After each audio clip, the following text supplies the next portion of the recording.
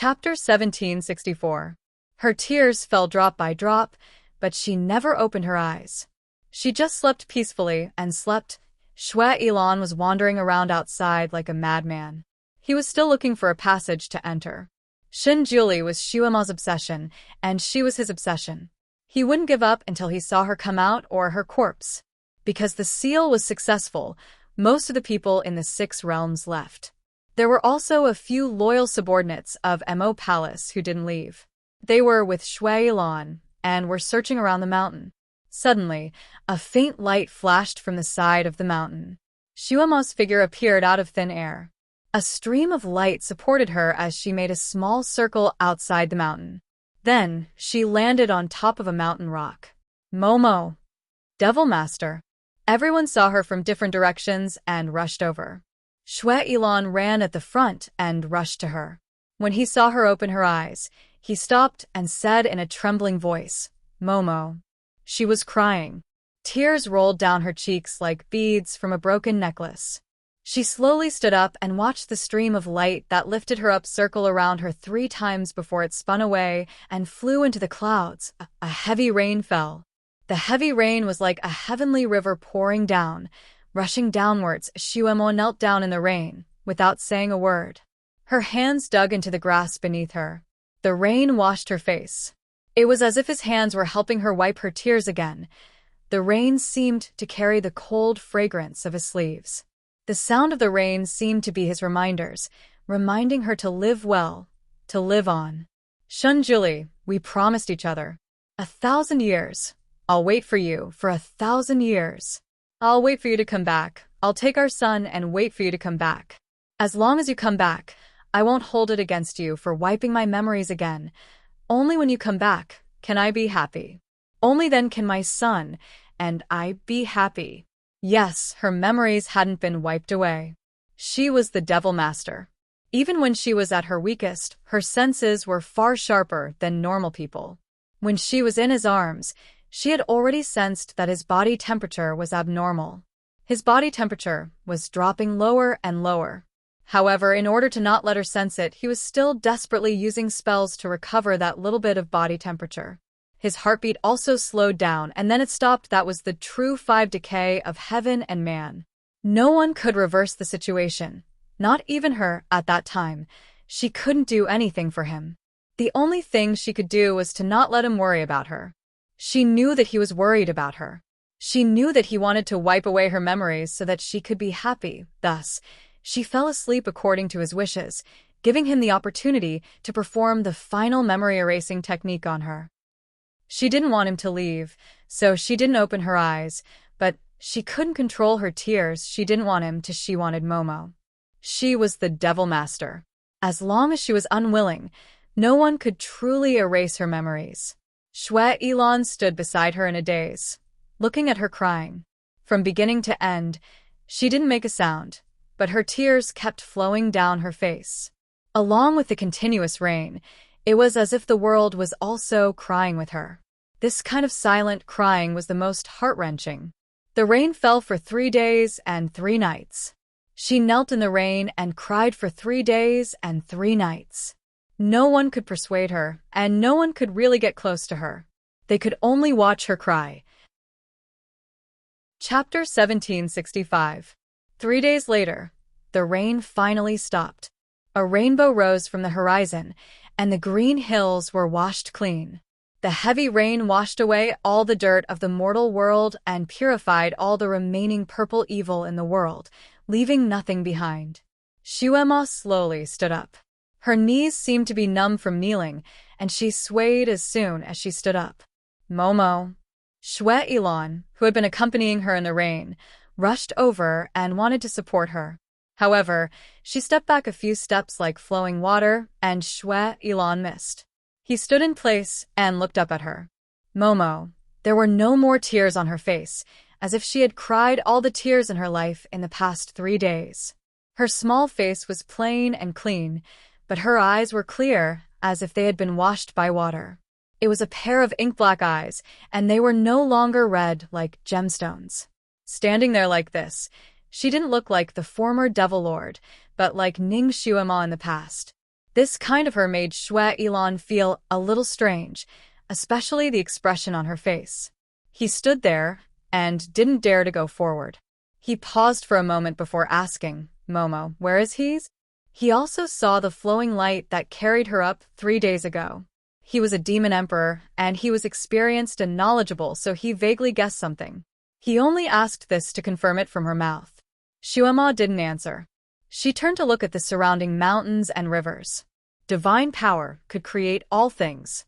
Every blade of grass, every tree, every rock, and every mountain should have his breath. Tears wanted to come out again, but she held them back. He was gone, and there was no one to wipe her tears for her. She wouldn't cry again, unless he came back. I will wait for him. Shuema smiled, but there seemed to be tears in her smile, but there was also an unshakable determination. It was only 1,000 years. She could afford to wait. Shue Ilan's heart finally sank. He turned to look at the surrounding scenery, as if trying to find that person from these sceneries. Although he knew that it would be cruel to ask, he still asked, what if he still doesn't come after 1,000 years? Then we'll wait for 2,000 years, 3,000 years, 5,000 years until he returns. He can't bear to part with me. She looked up at the rainbow in the sky and smiled. Shinjuli, I know you can't bear to part with me, so you must come back. Shuema left with those loyal demon generals. When she left, her gaze finally turned to Shue Ilan. Then, she smiled and said, Shue Ilan, I can treat you as a friend, a true friend. Her smile was pure, but her eyes were calm.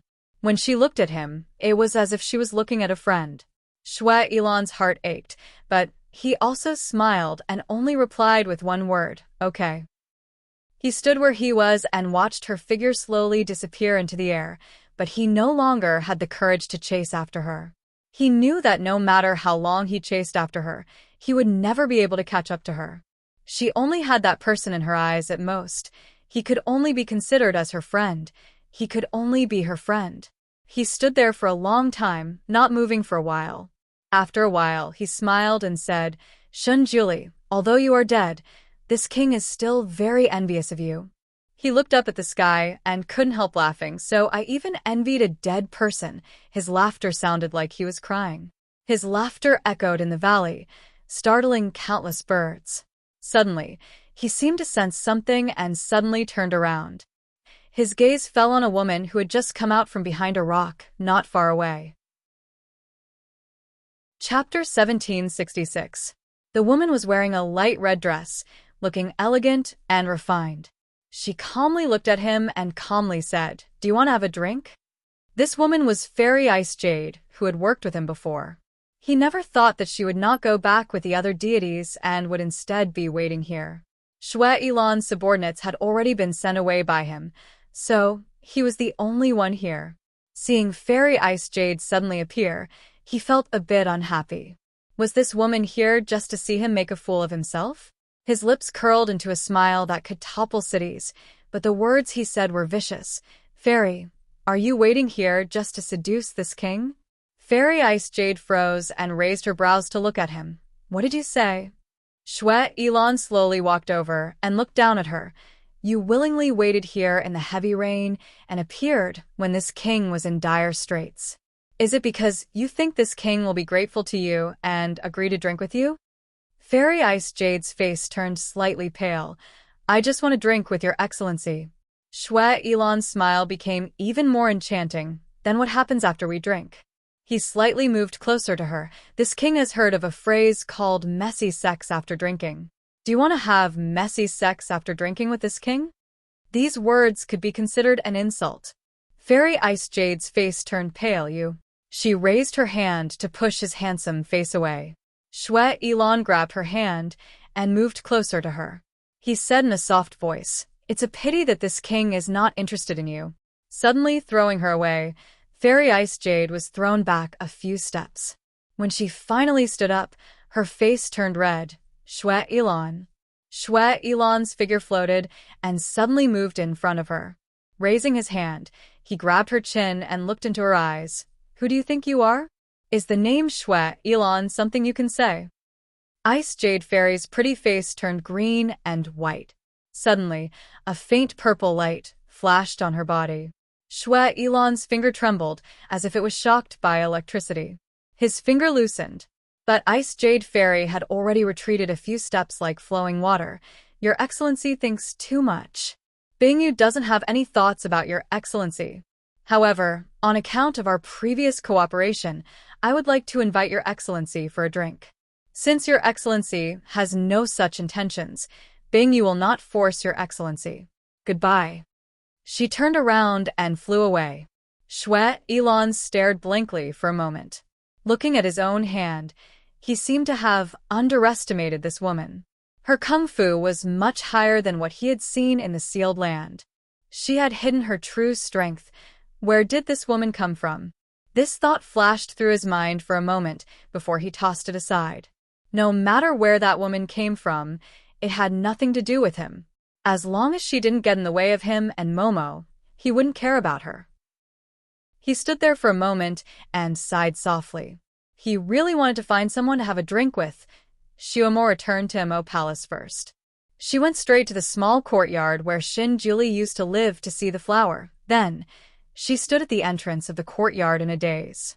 The heavenly fire flower that used to be in the flower bed was no longer there. There were only a few messy, withered leaves in its original place. Himu, Himu, she called out. Manager Himu had been following behind her worriedly. When he heard her call, he hurriedly showed himself. Your subordinate is here? What about the flower? Himu, what about the flower? Her voice trembled slightly. Manager Himu looked at the flower bed in a daze. It was still fine a few days ago. Your subordinate doesn't know how it disappeared. Chapter 1767. Strange. Although the heavenly fire flower was rare, it didn't have any use. Who would steal it? Go and investigate. Shuema only gave this order, and Himu left as if his butt was on fire. She slowly walked to the place where the heavenly fire flower used to grow. She slowly squatted down and paused for a moment. Then, she used her hands to dig at the soil. He treasured the flower so much that day. Perhaps it had some use, but she destroyed the entire area. Only one flower was left. Now that he was gone, was the flower also going to disappear? She came here directly, hoping to find some hope from the flower. She didn't expect that even this hope would be lost. She unwillingly dug at the ground with her hands, but she didn't find anything. Other than the few dried leaves on the ground, she couldn't find anything else related to the flower. She stood up with her hands full of mud and looked at the flower bed in a daze. She seemed to see him standing there, taking care of the flower almighty. She reached out to hug him, but she hugged nothing. Illusion. It was just an illusion. She stood there like a fool for a moment. Then, she bent down to pick up a dried leaf. The leaf was so dried that there was no green at all. It was as if it had been baked by the scorching sun many times. She raised her hand and carefully touched the leaf, afraid that she would accidentally drop it. A leaf was a leaf, and it was a dried leaf. She closed her eyes slightly and carefully put the leaf into her storage space. She then studied the soil in the flower bed. The soil here was no different from other places. She could almost study all kinds of chemical composition, but she still couldn't find anything. However, the heavenly fire flower could only grow here.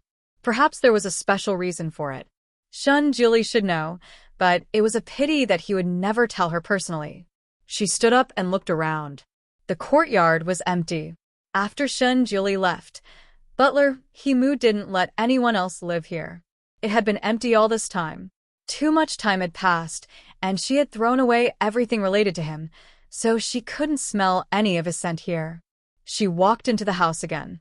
The house was also empty. She couldn't find anything related to him. She looked at her hands. She was so decisive at that time. It was unusually clean. Now, it was difficult for her to find anything that belonged to him in this house. She sat on the bed. This bed was not the one she had slept on before. It was just an ordinary wooden bed, and it was a little uncomfortable to sit on. She sat on the bed for a long time with her eyes lowered. No one knew what she was thinking. Or perhaps, until now, her mind was still in a mess and she hadn't found a real clue. She knew that she should go to Fantion Palace to see her son, but she didn't know how to face him. Furthermore, her mental state was extremely weak right now. Her eyes were extremely dry, her head was extremely painful, and her heart was extremely stuffy. After all, her heart meridian had just been broken. Just moving a little more would cause her heart to hurt. It hurt so much that it felt like it was going to break again. She couldn't let it break, and she didn't want to die. His wish was for her to live well. How could she not comply with his wish? Therefore, no matter how difficult it was, she would try to survive. She had to adjust her mentality before meeting her son. Otherwise, he would be even sadder to see her like this. Chapter 1768. She didn't need to look in the mirror to know that she was as pale as a ghost. She waved her sleeves, and a set of bedding appeared on the bed. It was exactly the same as the one Shinjuli had used before. Yes, although she was disgusted at that time and wanted to chase him away, she had only been here once. But strangely, she remembered all the decorations in his room, including the color of the bedding. Now, she made a new set of bedding and crawled into the bed. She hugged the bedding tightly and fell asleep in a daze. She didn't know how long she slept. When she woke up again, it was already a day later. She stretched her arms and legs and sat up on the bed. Then, she looked out of the window in a daze. This room was really too small. It wasn't even 1/3 the size of her bedroom. Naturally, it couldn't be compared to his bedroom in the Sun-Moon sect.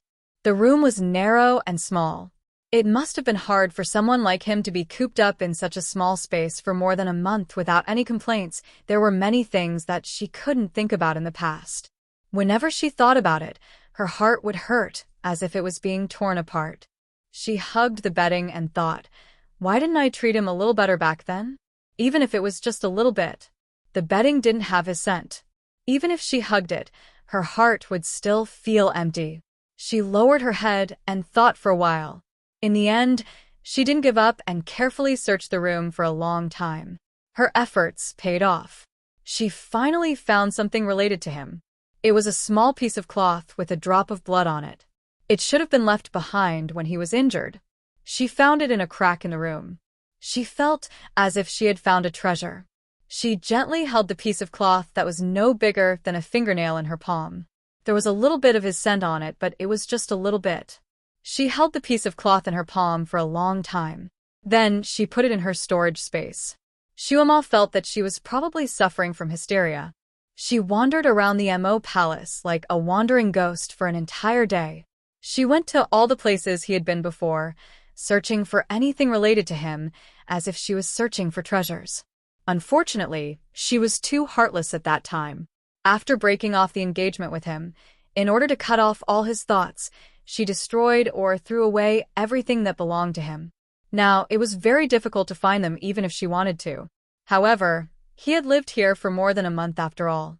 If she looked carefully, she could still find some clues, such as the cup he used to drink from, the vase he used to put in, and even the dried flowers he gave her that she casually threw into the trash can. Those things were small and insignificant, and most of them no longer had the aura he once left behind. However, as long as he had touched them, she could not help but collect them when he gave her flowers. She had never seen them before. She had no idea what kind of flowers they were. At that time, he sent her flowers every day. She only thought that it was a way for him to pick up girls. Now that she thought about it, he was so persistent in sending her flowers. Perhaps he had a purpose. These flowers might have some special meaning. Because too much time had passed, the flowers that were once thrown into the trash can no longer exist. She summoned manager Himu and asked him where the trash was dumped. Then, she went straight there. After rummaging through the trash, she finally found some flowers. Of course, flowers were delicate things. After being thrown into the trash for so long, most of them had already rotted away. She searched for a long time and only found a few petals or a single branch. She could barely see their original appearance. She studied each one for a while, but still couldn't find anything.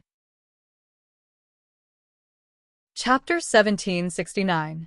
She pondered for a moment and turned to ask Himu, who had been following beside her.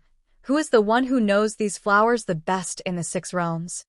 He-Mu was very knowledgeable, so he immediately answered, Mother Earth. Shuema did not know much about the people in this world, so naturally, she did not know who Mother Earth was. She casually ordered, Go and summon Mother Earth. I want to ask her something. Manager He-Mu was in a dilemma. Devil Master, Mother Earth does not belong to the 6 realms. She does not listen to anyone. She cannot leave the land. If you want to see her, you have to find her yourself. The place where Mother Earth lived was a little special. It was deep underground. To find her, one had to use the earth escape technique to drill dozens of miles into the soil. In the middle, one had to pass through several layers of rock and magma. It was very difficult. Even with Yi Tianli's high level of kung fu, he would have to put in a lot of effort to enter her underground palace. He would have to shed a layer of skin just to find her. Although Shuema's kung fu was much higher than Yi Tianli's, she had just reconnected her heart. If she went there now, she would probably lose her life. Her life was exchanged for by Shunjuli. It was very precious. She could not lose it, or else she would be sorry to him. Shuema placed the flowers, branches, leaves into her storage space.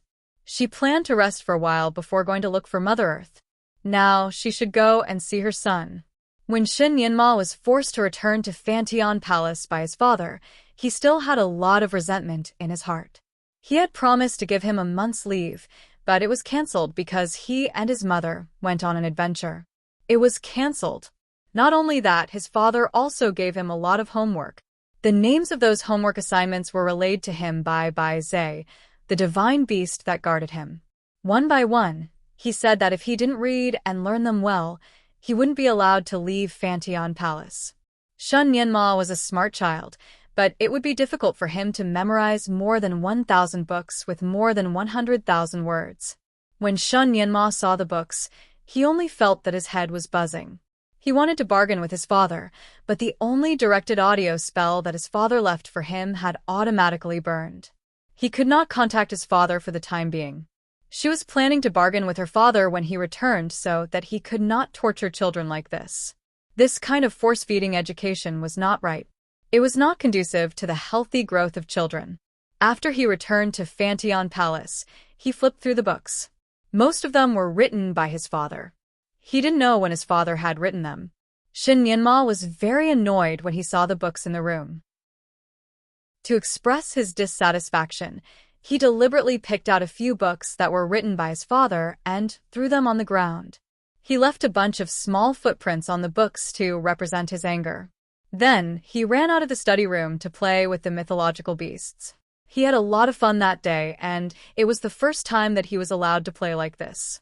He felt very happy, but at the same time, he was also a little worried. His mother had already contacted him and said that it was very safe, so he didn't have to worry.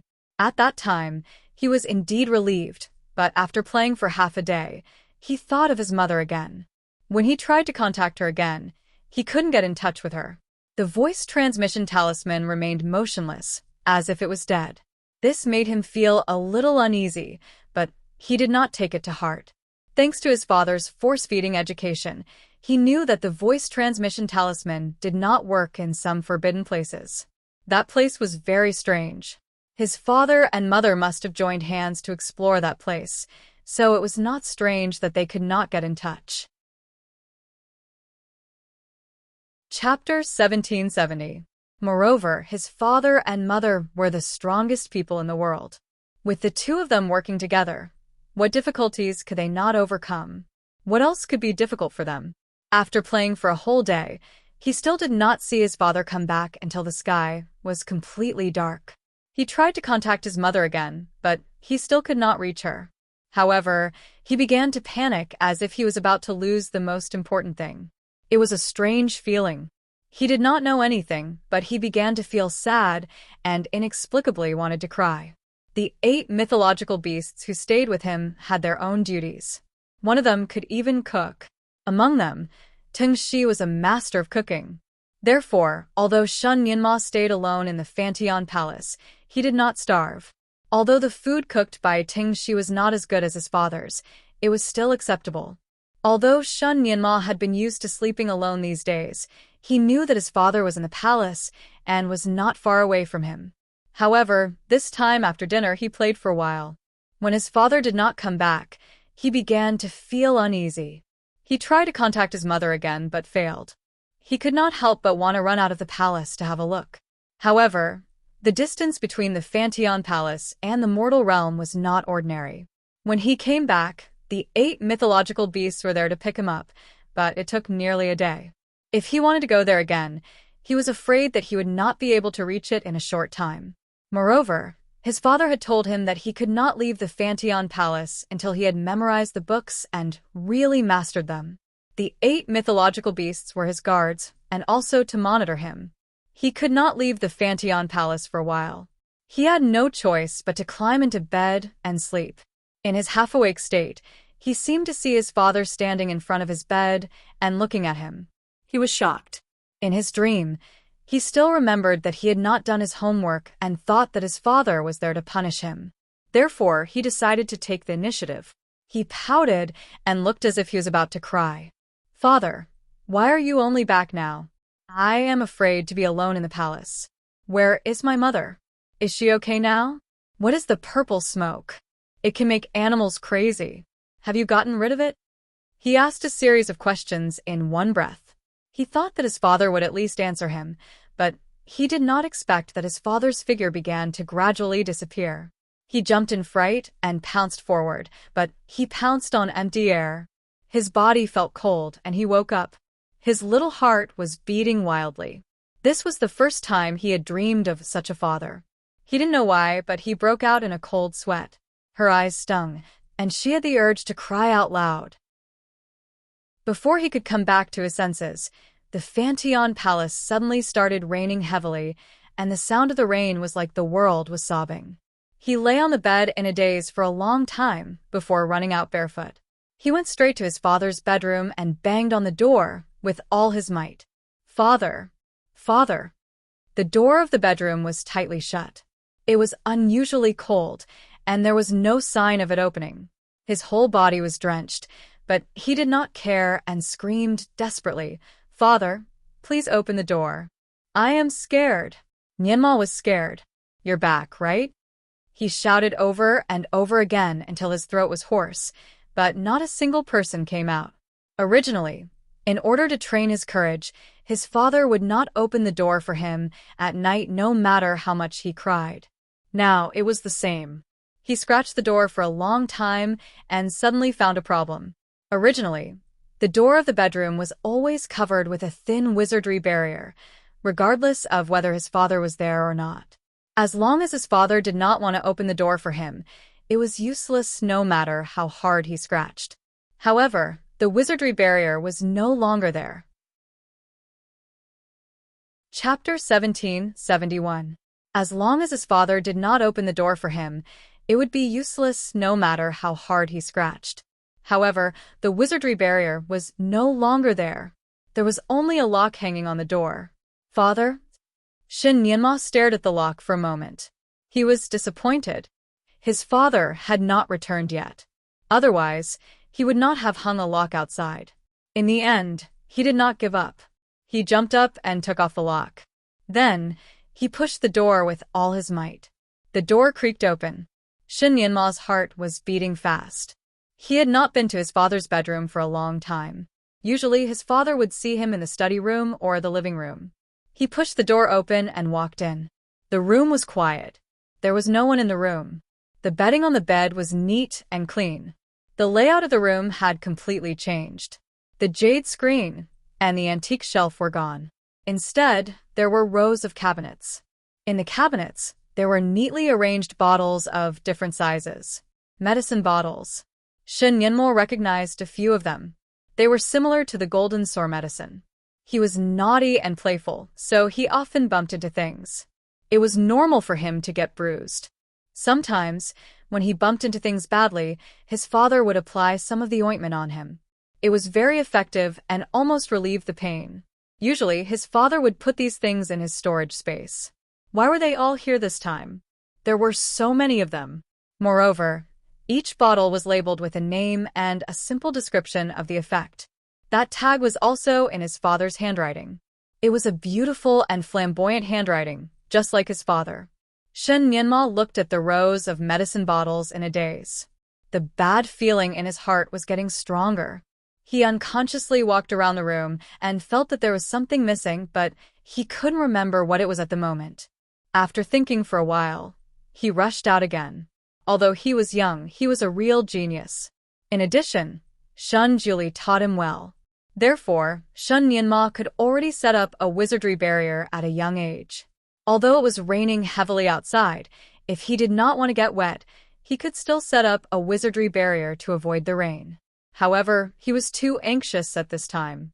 He did not care about the rain and ran back to his bedroom. She hurriedly opened her wardrobe and was stunned.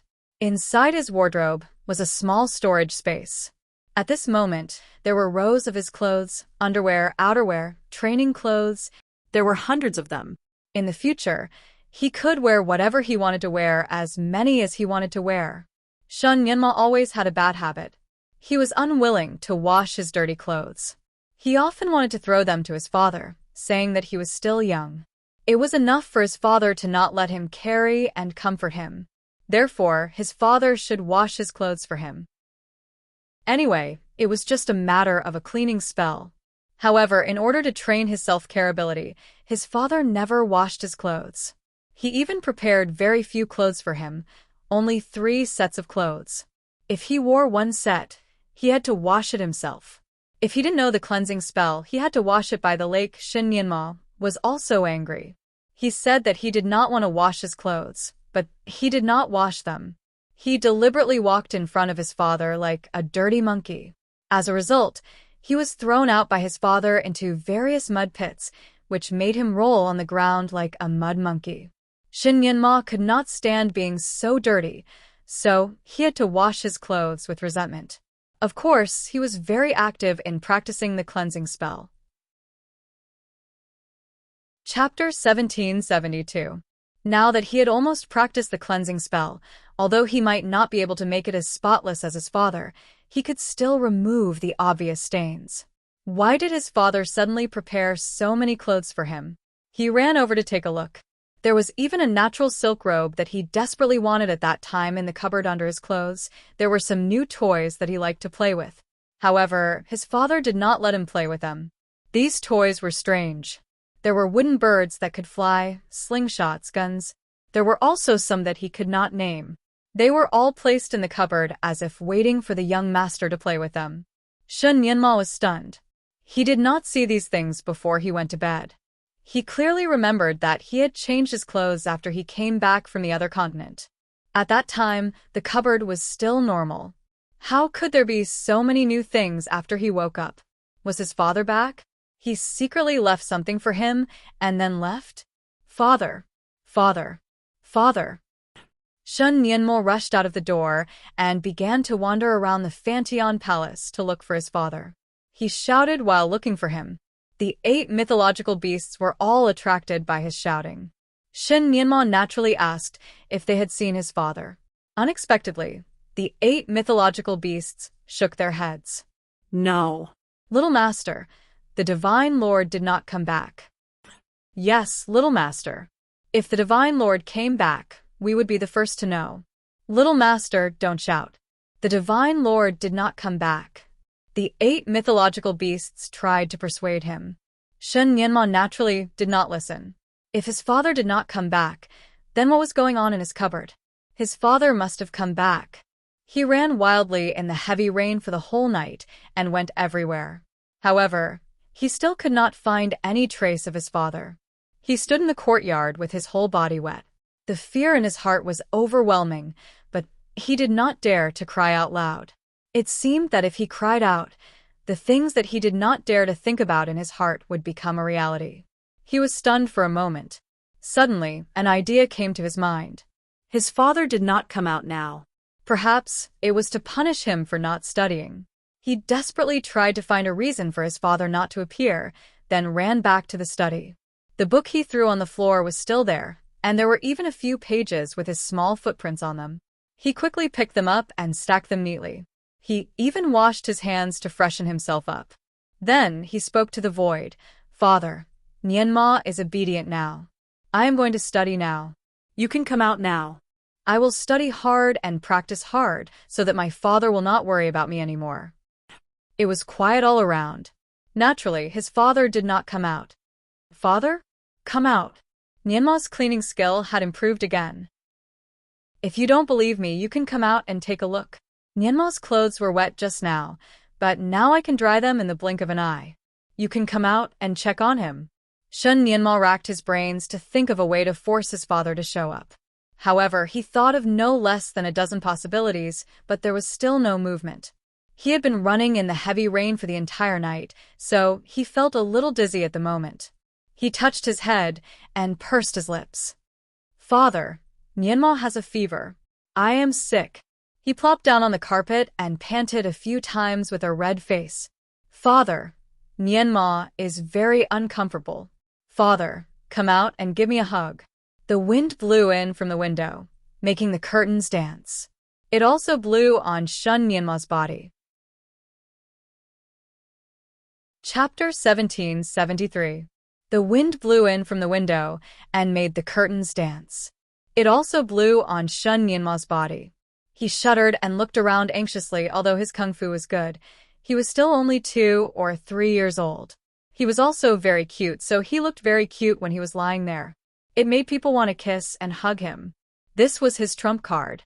When he was too naughty and caused his father to be unhappy and ignore him, he would use this move to prevent his father from punishing him. His father would often lose his cool and come to see him, touch his forehead, or even pick him up and pat him in his arms. His father's medical skills were amazing. Naturally, he would quickly find out that he was pretending to be sick. Therefore, he would often punish him even more severely. For example, he would punish him to run 10 laps around the Fantion Palace. When he found out that he was lying, he would make him run 20 or 30 laps.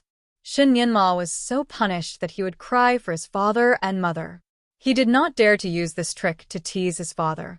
He did not know if his father had seen through his little trick or he really did not come back. After waiting for a long time, he still did not get a hug from his father. He pursed his lips and cried, Father, it's true this time. Nianma is sick. Father, come out and hug me. He lay on the ground and cried until his voice was hoarse. In the end, he even threatened, Father, if you don't come out, I will cry myself to death here. If you come out, I will not cry. If you come out, I will be willing to run 30 laps. Of course, his father did not come out. He would never come out again. He did have a fever. The more he cried, the heavier his head became. He cried and cried until he fell asleep. He really had a fever. The fever made him dizzy. When he woke up, he called his father and said that he was not lying. He opened his little hands and waited for his father to hug him. Originally, the 8 mythological beasts were not allowed to enter the study. However, Shun Nianma cried for too long and did not come out to eat. The 8 mythological beasts called him from outside, but he did not respond. In the end, the 8 mythological beasts had no choice but to let Bai Zhe, who was more sensitive, in to see how the young master was doing. As soon as Bai Zhe went in, he saw Shun Nianma lying on the ground with a red face. He was shocked and quickly carried him. His small body was burning like charcoal, causing Bai Zhe to tremble. The 8 mythical beasts could transform into anything. In fact, all of them had the ability to transform into humans. However, unless it was absolutely necessary, the Supreme Divinity would not allow them to transform into humans. Moreover, these mythological beasts also believed that their original forms were the most beautiful and were unwilling to appear in other forms. Therefore, they usually stayed in their original form when they were with Shun Nianma. It was not easy for them to carry a baby in their beast form, so Bai Zhe had no choice but to transform into a human. Bai Zhe's human form was extremely beautiful. His white robe was elegant and charming, and he looked very scholarly. Shun Nianma opened his eyes in a daze and saw a white robe. He immediately grabbed it tightly. Father, Father, you've finally appeared. Bai Zhe was scared out of his wits.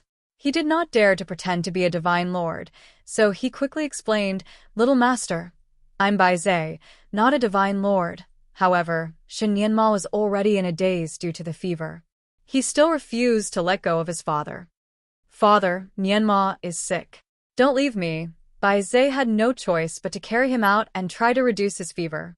Fortunately, before the Supreme Divinity left the Fantion Palace, she had given Bai Zhe some medicine. It was mainly used to treat children's illnesses. Chapter 1774. Bai Zhe had to admit that the Divine Lord's medicine was very effective. Not long after Bai Zhe fed him the medicine, his fever gradually subsided. Shen Yanma woke up and looked at Bai Zhe, who was guarding his bed. He could not stop crying. He was so sick this time, but his father still did not appear. His father was so cruel. Shen Yanma was very frustrated. He had used all kinds of tricks to force his father out, but he still could not force his father to come out. He had been lying on the bed for a long time. He did not want to eat or drink anything. Bai Zhe did not dare to force him. It had to ask the flying serpent, who is good at cooking, to make a lot of delicious food. It wanted to let this grumpy little brat have a good meal. However, Shen Yanma was determined this time. He pursed his lips tightly and said that he would not eat. He wanted to force Shinjuli to come out by going on a hunger strike. He would be happy even if his father came out and gave him a good spanking. In just 3 days, the little guy was very sick. He had the physique of a demigod, so it was not a big deal even if he did not eat or drink. However, he was still a child after all. He was usually a little foodie, so he could cry if he did not eat. Therefore, when he did not eat for 3 days, the 8 mythological beasts were very anxious. They were worried that something bad would happen to him due to hunger. Just when he was feeling helpless, there was a movement at the gate of the palace. It seemed that someone had come in. The gate of the Fantion Palace was usually closed to the outside, so outsiders could not come in. Who was it that came in at this time? Shen Yanma, who was lying on the bed and looked like he was about to die, suddenly jumped up and ran out. "Father!" Xuema had just opened the gate of the Fantion Palace and walked in when she saw Shen Yanma rushing over like a small cannonball. "Father!" However, when he saw who it was, he was stunned for a moment. However, he quickly rushed over. "Mother!" Xuema's footsteps paused, and her heart suddenly twisted. She tightly held him in her arms. After not seeing him for 3 days, the little guy had lost a lot of weight. His eye sockets were sunken in, and his originally tender and delicate skin had become somewhat pale and shriveled. She subconsciously felt the little fellow's pulse. "Are you sick?" After waiting for 3 days, Shen Yanma finally found a family member. Naturally, he would not let go of her. He pressed his face against Xuema's face and pouted, as if he was about to cry. "I was drenched and fell sick. Why didn't father come out to see Yanma?" Xuema hugged him tightly. His unintentional words were like a knife stirring in Xuema's heart. She kissed her son. "Come, mother will take a look at you." She carried him and walked inside. Shen Yanma's eyes were looking behind her, as if he was trying to find someone else. "Mother, where is father? You didn't come back together?" Xuema paused for a moment. "Your father is injured. He's recuperating in seclusion. He won't be back for the time being." In the end, she still couldn't bear to tell her son about Shen Juli's actual situation. The child was still too young. It would be too cruel to tell him such an outcome. Moreover, she didn't believe that Shen Juli would really disappear. She had died twice, and even her soul was scattered once. Didn't she come back in one piece? Perhaps Shen Juli was the same. This time, it might be a trial for him. His soul was scattered here, and perhaps he was reborn somewhere else. Perhaps he was now looking for the way to the celestial devil continent. He would come back. It was just a matter of time. Didn't he say that it would be 1,000 years? Although he had erased her memory a few times, he had never lied to her. It must be the same this time. Since he said that he would come back after 1,000 years, he would definitely come back. Chapter 1775. Shinjuli, you have to come back. You can't break your promise to me and my daughter. Shen Yichen's promise was worth a lot of money, wasn't it? However, Shen Nianma was not as gullible as other children. He widened his eyes and asked, "Father is injured? Is it serious? Where is he?" Shuema put him on the bed and rubbed his head. "It is a little serious, so he needs to be isolated. As for the location of his seclusion, your father has never told anyone about it. Don't worry, Nianma. When he recovers, he will come back to see you." Shen Nianma blinked his eyes and still did not give up. Where else is better than the Fantian Palace? It is full of spiritual power and quiet. No one will disturb him. Is father afraid that Nianma will disturb him? Is that why he won't come back? Nianma will be good and will not disturb him. Mother, I miss father. Can you ask him to come back? She felt as if there were countless needles pricking her heart, but she could not show it in front of her son. Shuema kissed her son's little face. Good boy, Nianma. Get well first. She was also a doctor. When she felt her son's pulse, she knew that he had caught a cold. She was good at treating this. She was busy with the child. She was now the child's mother. She could not afford to be sad and dispirited. No matter how painful it was, she could only cry in a quiet place. She could not be weak in front of her child. After all, Shen Nianma was still a child.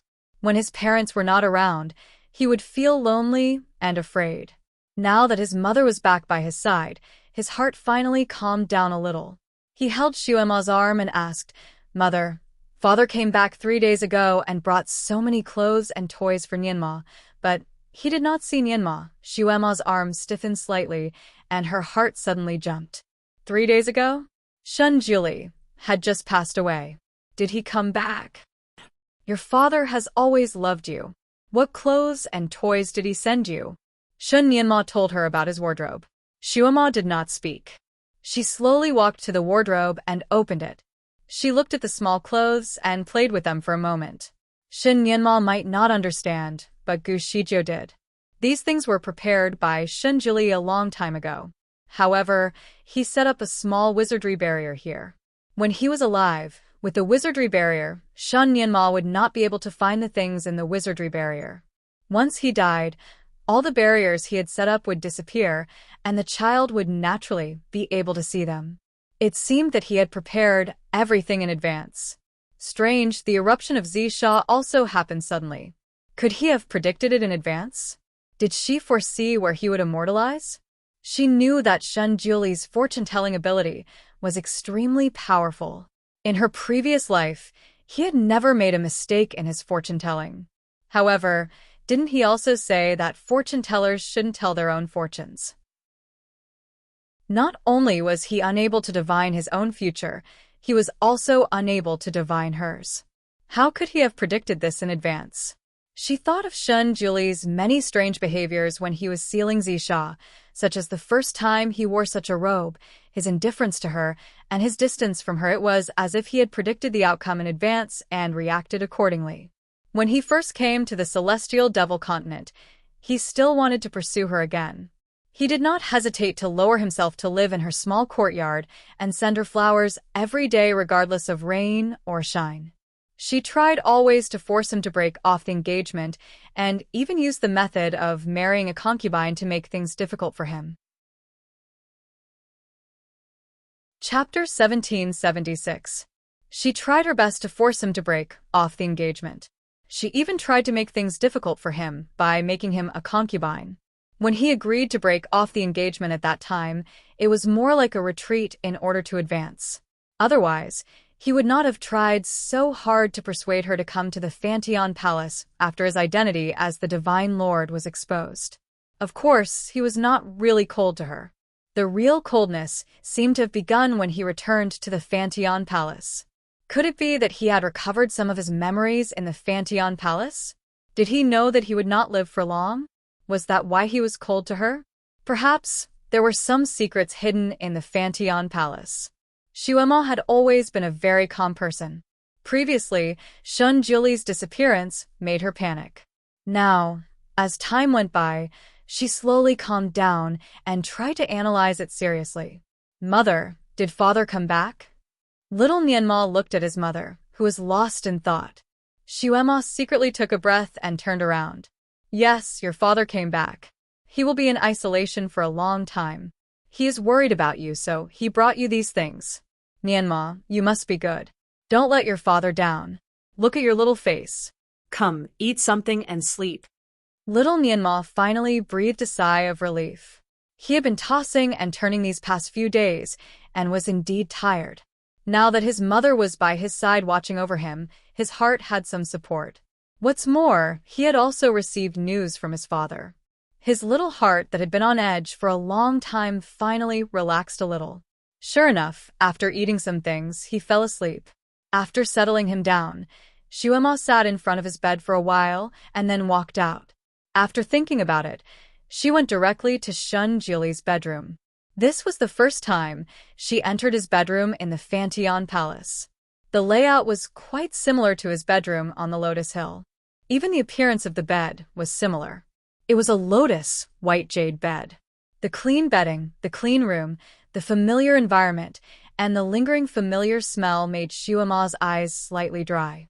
There seemed to be something surging in her chest. Her throat was blocked, but she did not cry. She had already shed all her tears in those 3 days. Now, no matter how sad she was, she couldn't shed a single tear. Her gaze landed on the rows of medicine bottles. She recognized most of them, some of which she had even obtained before. These were all things from Shun Jiuli's storage space. At that time, no matter what kind of injury or strange illness she suffered from, he would conjure the right medicine for her to take and apply it for her. Some of the commonly used small bottles could be felt with her eyes closed. She remembered that when she asked him out of curiosity how much medicine he had on him and how many good things he had on him, he would rub her hair and say, "Take a guess." Now, she didn't have to guess anymore because all the medicines were placed here. There were more than 1,000 kinds, and it was a dazzling array. There was even an alchemy cauldron in the corner. It looked ancient and full of charm. There were 2 books beside the cauldron. He took the 2 books and took a look. The books recorded all kinds of alchemy rules, and they were extremely detailed and comprehensive. The words on the books were also his handwriting. It was so familiar that it seemed to be carved into her heart with a knife. There was no need to ask. These alchemy rules were left for her by him. Looking at the ink, it was also new. Less than a month old, she held the 2 books and slightly closed her eyes. Shun Jiuli, you've really prepared everything for your funeral. Monday roll tickets. Chapter 1777. Shun Jiuli, you've really prepared everything for your funeral. Just like your usual strict temperament. However, why didn't you tell me if you had already anticipated this? If I had known that sealing the egg would cost your life, I would have joined hands with you from the beginning. No matter how difficult it was for you, I would have stuck by your side. If that was the case, would the final outcome be different? A person would be particularly strong after having a child.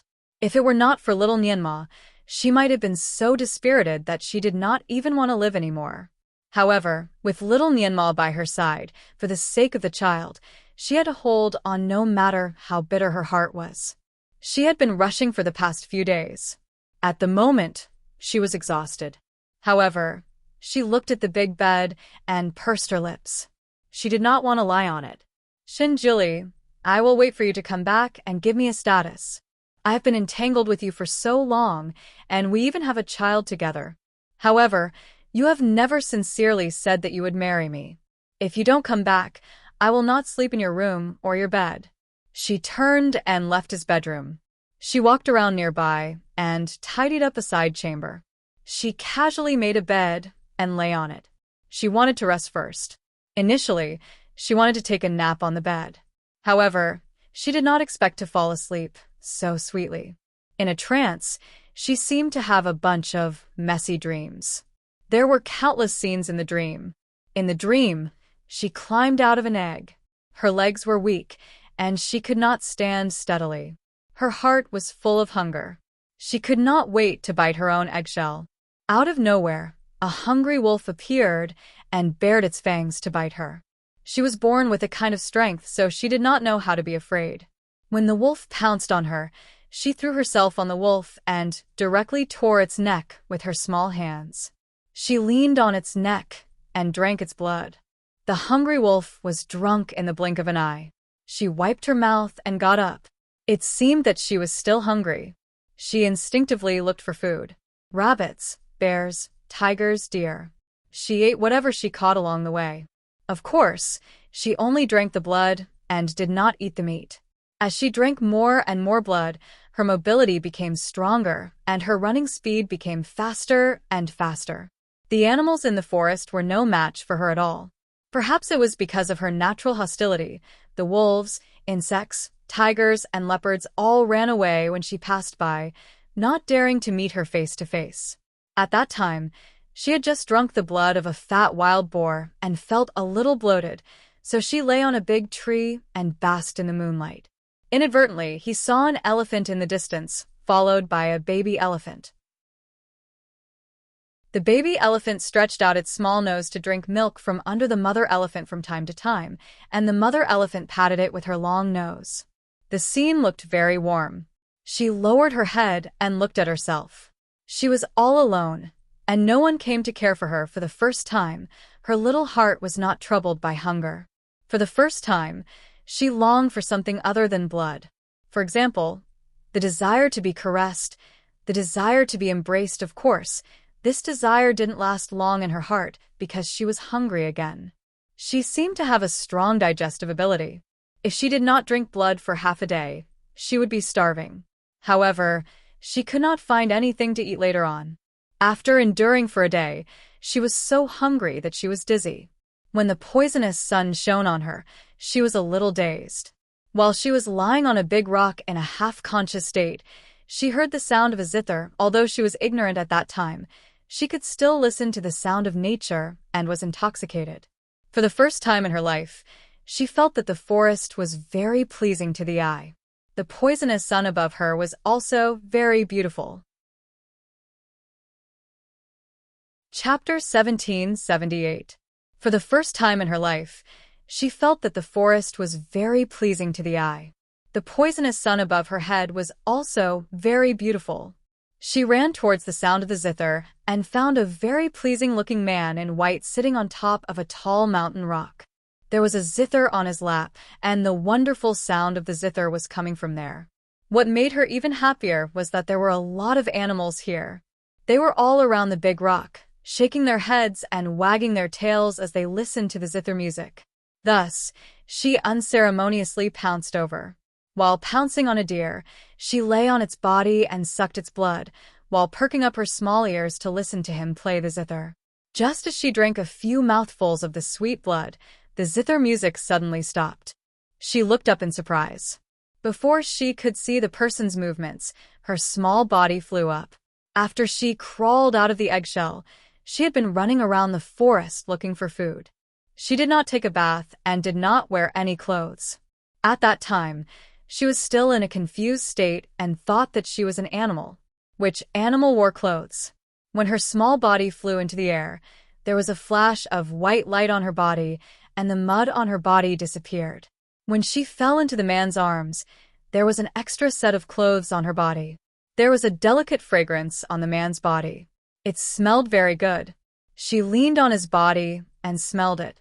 Of course, she did not feel comfortable with the extra clothes on her body, so she stretched out her small hands to tear them off.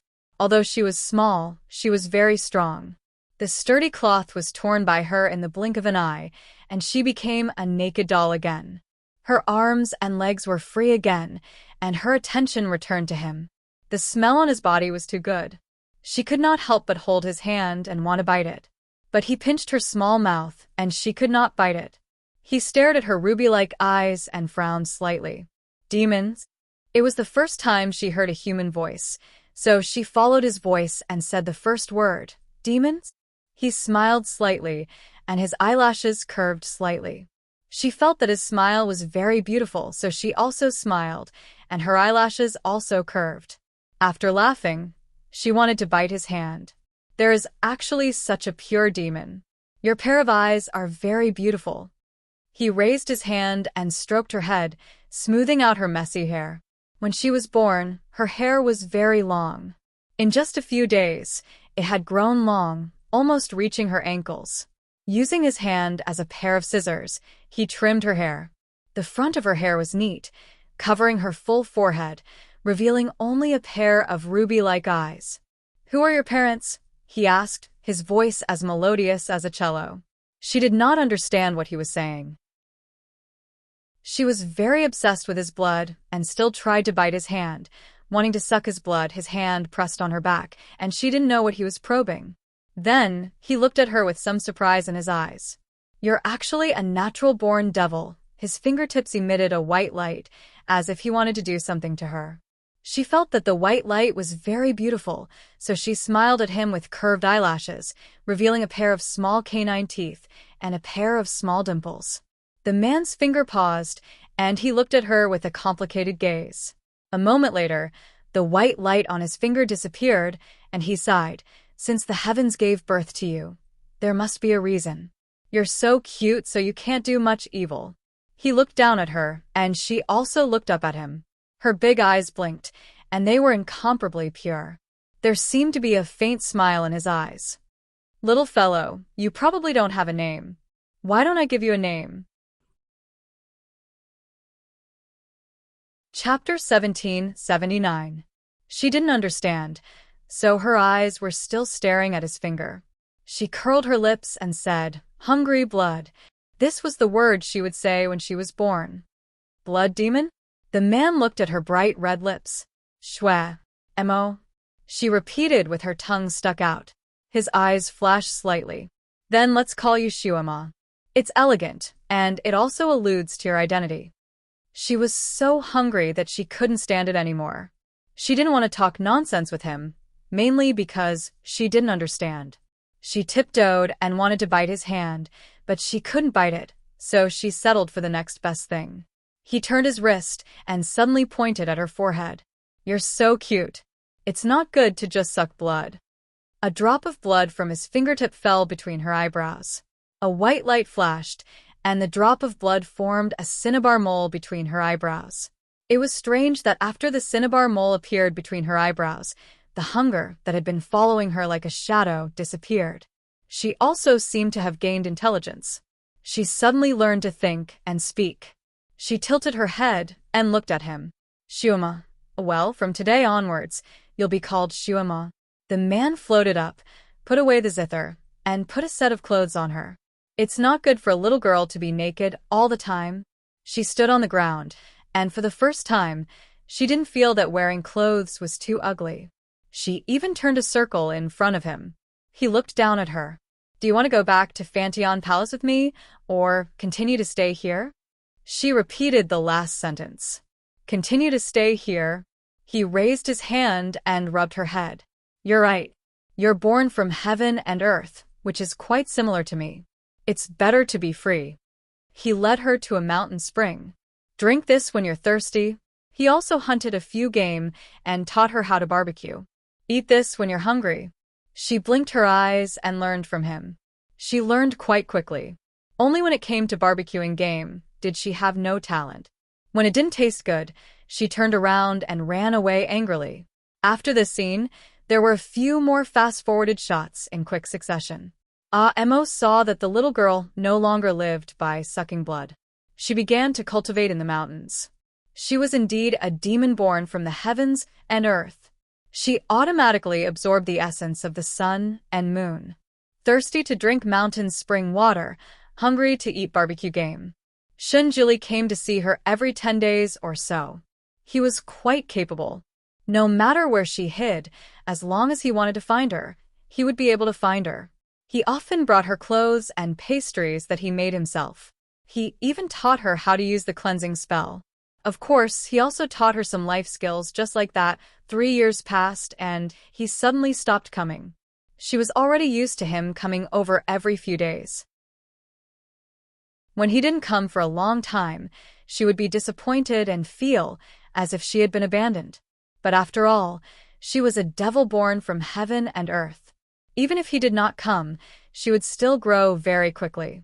Although he wasn't very tall, he was very capable. There were a few monsters in the mountains who were curious about her. Occasionally, they would find an opportunity to bully her, but she beat them until they pissed their pants. Furthermore, she went straight to their cave abode and defeated all the demons in the cave abode. Then, she became the cave master of the cave abode and took in the demons as her underlings. After that, the shots changed faster. Every shot was a history of her battles. After every shot, she had more followers. However, Shunjuli's figure was no longer in these shots. The next time he appeared was on a sunny afternoon. Chapter 1780.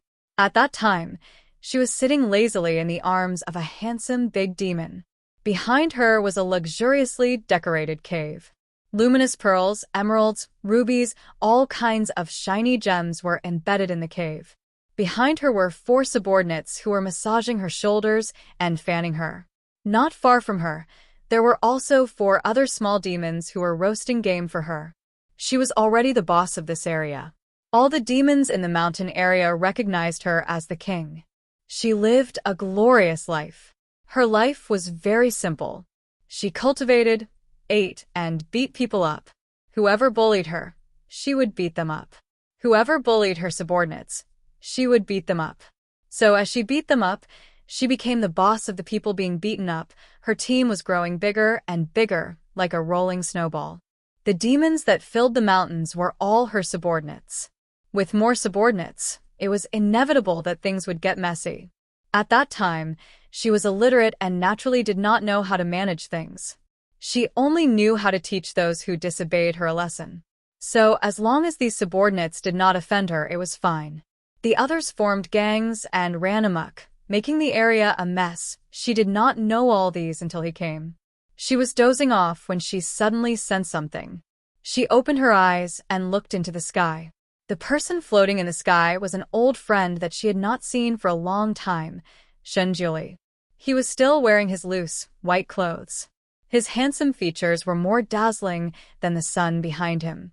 When the female demons in front and behind her saw him, they were all stunned. Those who were roasting forgot to roast, and those who were fanning forgot to fan themselves. His gaze did not look at anyone else, but directly fell on little Shiwama's body.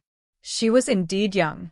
After 100 years, she still looked like a 4 or 5-year-old child. Her eyelashes were unusually long, her eyes were unusually bright, and her facial features were exquisite like an ink painting. She used a big demon as a pillow and sat in his arms. He lowered his eyes and looked at her expressionlessly. She still recognized him. The moment she saw him, she smiled and showed her little dimples. She opened her little arms and asked for a hug. She liked to be hugged by others. Ever since Shunjuli hugged her in the beginning, she would always open her arms for him to hug whenever he came. He also habitually picked her up and held her in his arms to teach her some knowledge. After this habit was formed, he stopped coming. Therefore, she would find someone else to carry her, such as a great demon by her side. Furthermore, she had to find a great demon that looked pleasing to the eye to carry her.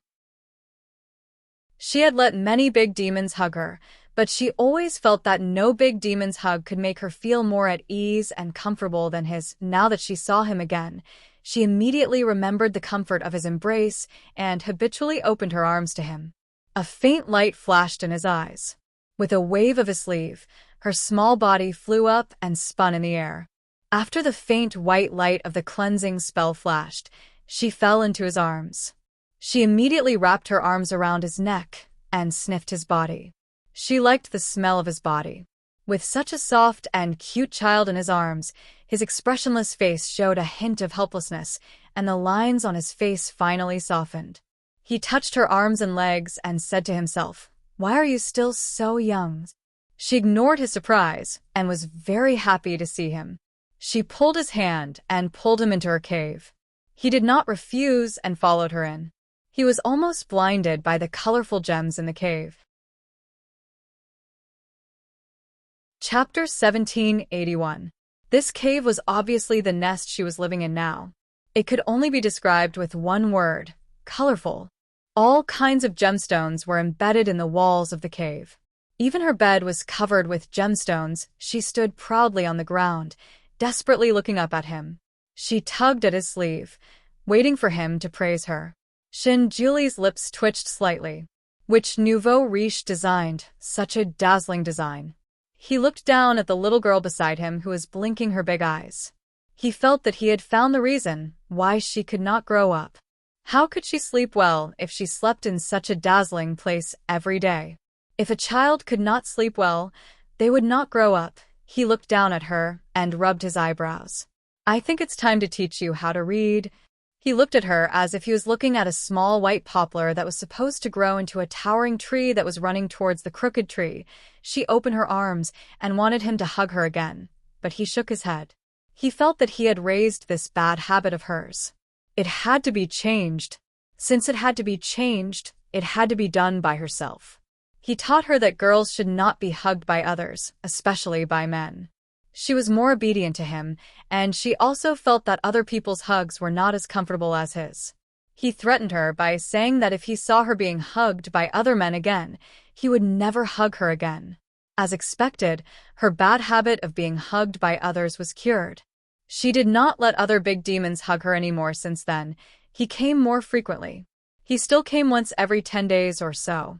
Every time he came, he would bring a set of books. Of course, every time he came, he would teach her how to read. She was no doubt a genius. She could read very fast and almost never forget. He could teach her hundreds of words a day. A few days later, she would be able to read books on her own. He did not teach her the principles of being a person. He let her understand everything by herself. He was delighted to find that as she became more knowledgeable, the dazzling layout of her house began to change silently. Those colorful gemstones gradually disappeared and were replaced by some interesting furniture. She liked luxury and shiny things, so her house was also close to the luxurious and stylish direction. This was not in line with his character, but he did not force her on this point. Everyone had their own taste. As long as there was taste, as long as there was style, it was fine. With this knowledge, her horizons were broadened. Her daily routine was no longer limited to eating, sleeping, and fighting. She began to try to manage her subordinates. For example, there were various kinds of assignments, such as enfeffing subordinates big and small, and letting them perform their own duties. Nothing could be accomplished without rules, so she began to set them up slowly. He even slowly formulated some laws for the demons to abide by. Of course, as long as she went out of the law, she would cross the bottom line of some great demons, and there would be an uprising against her.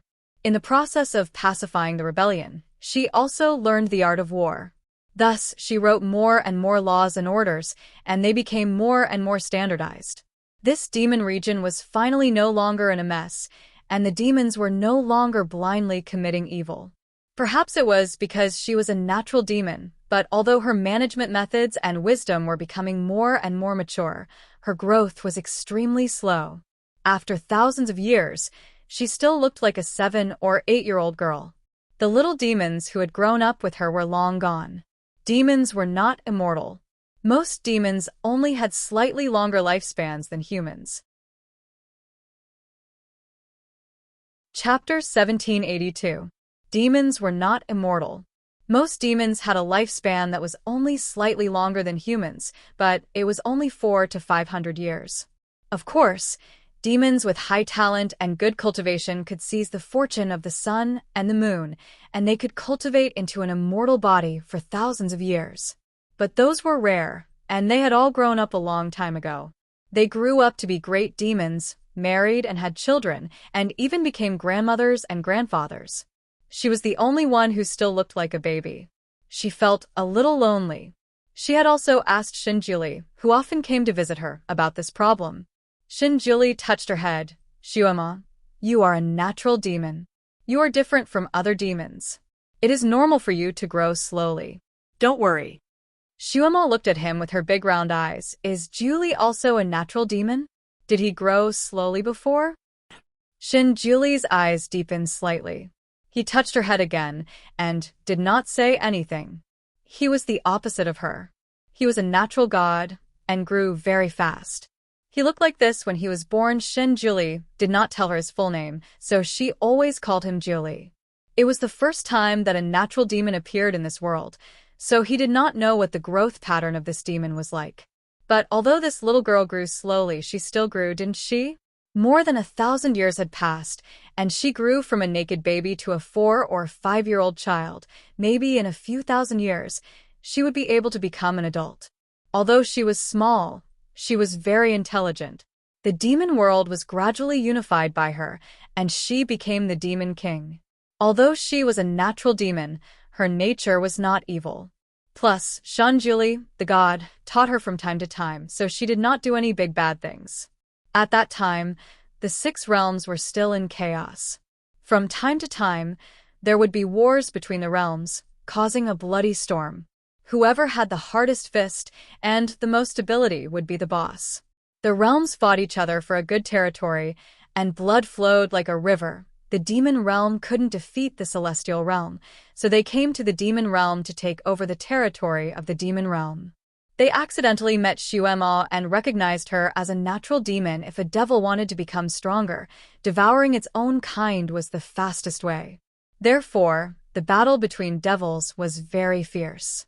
There were several devil kings in the devil world, and the devil kings also fought with each other. One of the demon kings was relatively weak.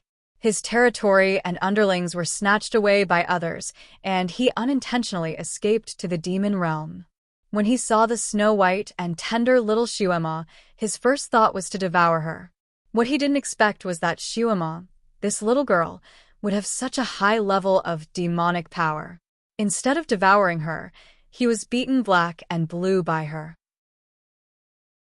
Fortunately, she didn't know how to devour devils to increase her cultivation.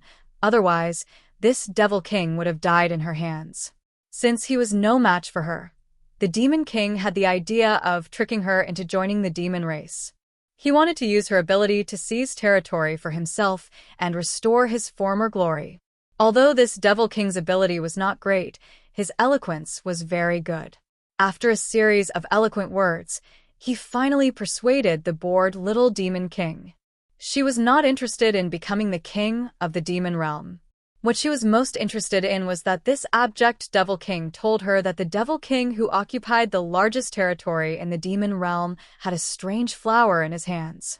This flower had the effect of making people grow. She was worried about her inability to grow, so this news was simply a timely rain for her. Therefore, without saying anything, she abandoned the demon realm on a rainy day and went directly to the demon realm.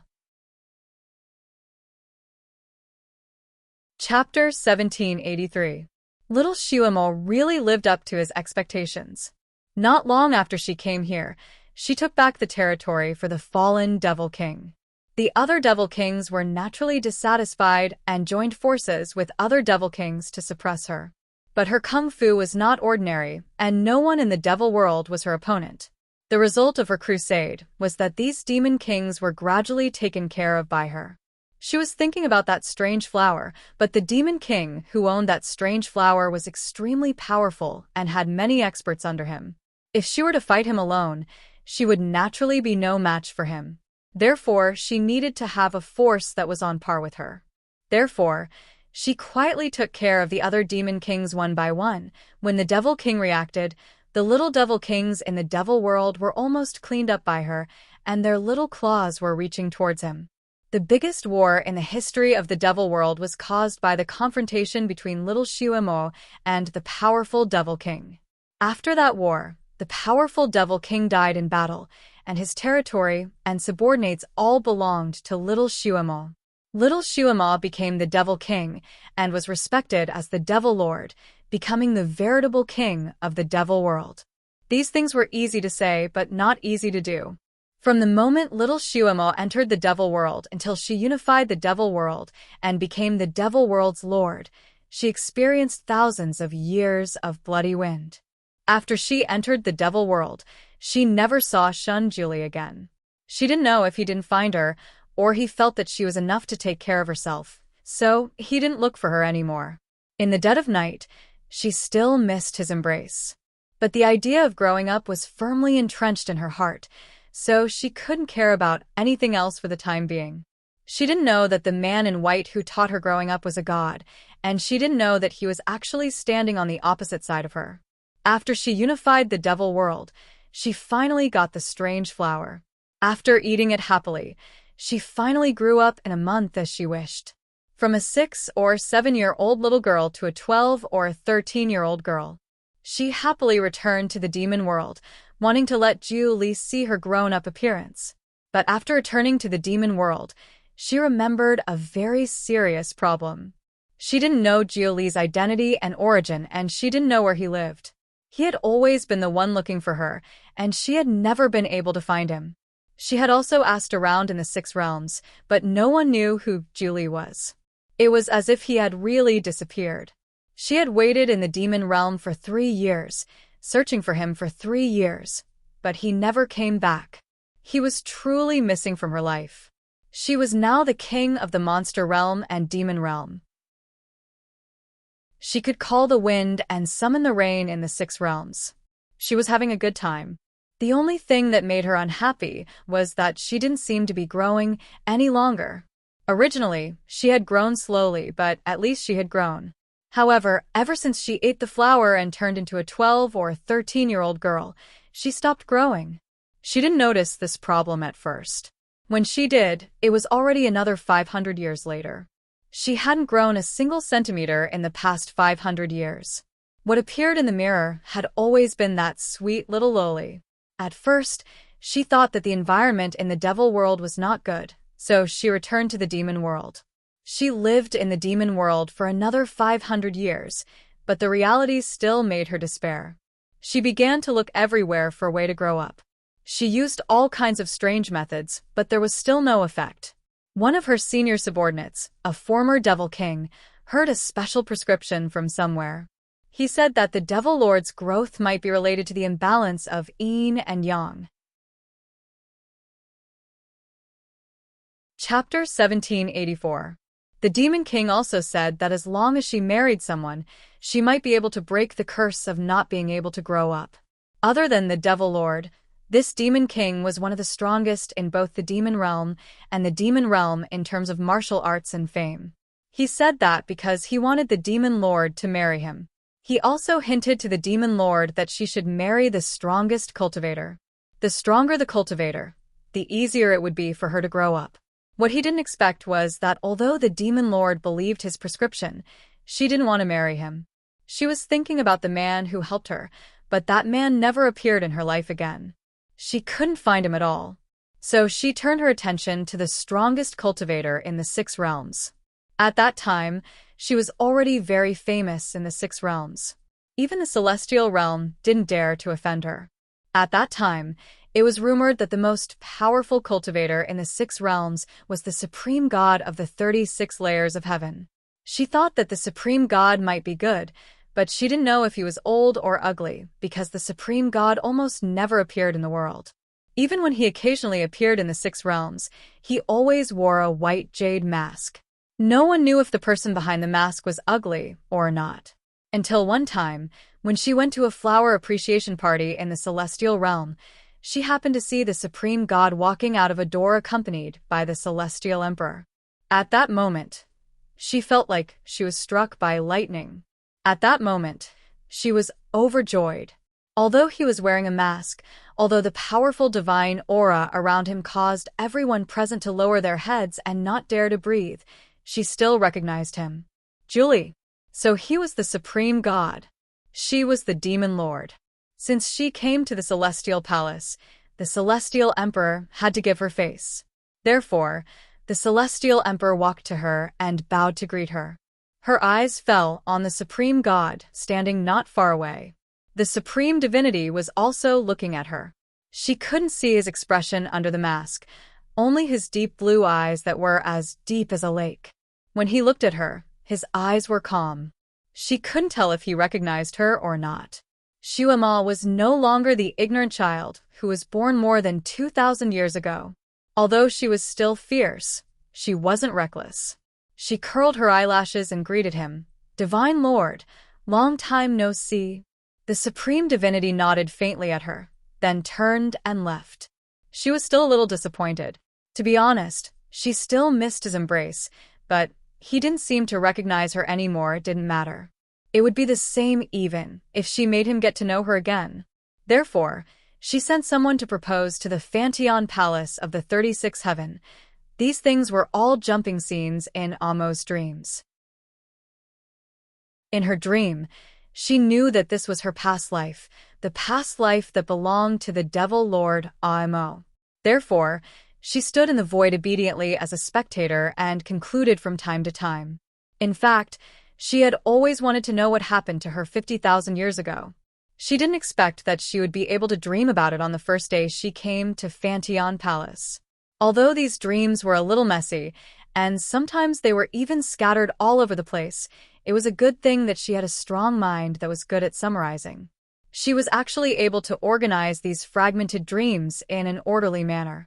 The last dream was exceptionally clear. Julie was playing chess alone on a cliff when she suddenly appeared in front of his chessboard. "Divine Lord, have you made up your mind?" He didn't even raise his head. "Consider what?" Chapter 1785. You didn't receive my marriage proposals? She raised her eyebrows and sat down across from him. "I did." "It's not bad to use as a piece of paper," he answered casually. "You?" She looked like she was about to get angry, but then she smiled and said, "It's okay. A gentleman is like jade, and a beauty is easy to find. It's okay if you're a little reserved. I won't give up." She sounded like a playboy who was flirting with a good girl in public. She was full of the spirit of an indomitable spirit to marry a beauty. Pa. He put the chess piece in his hand on the chessboard and looked up at her, who was a head shorter than him. "You're quite brave." She picked up a black chess piece. She was small but high-spirited. "I've always been brave. There's nothing I can't get when I want to do something." Julie looked indifferent. "Am I the thing you want?"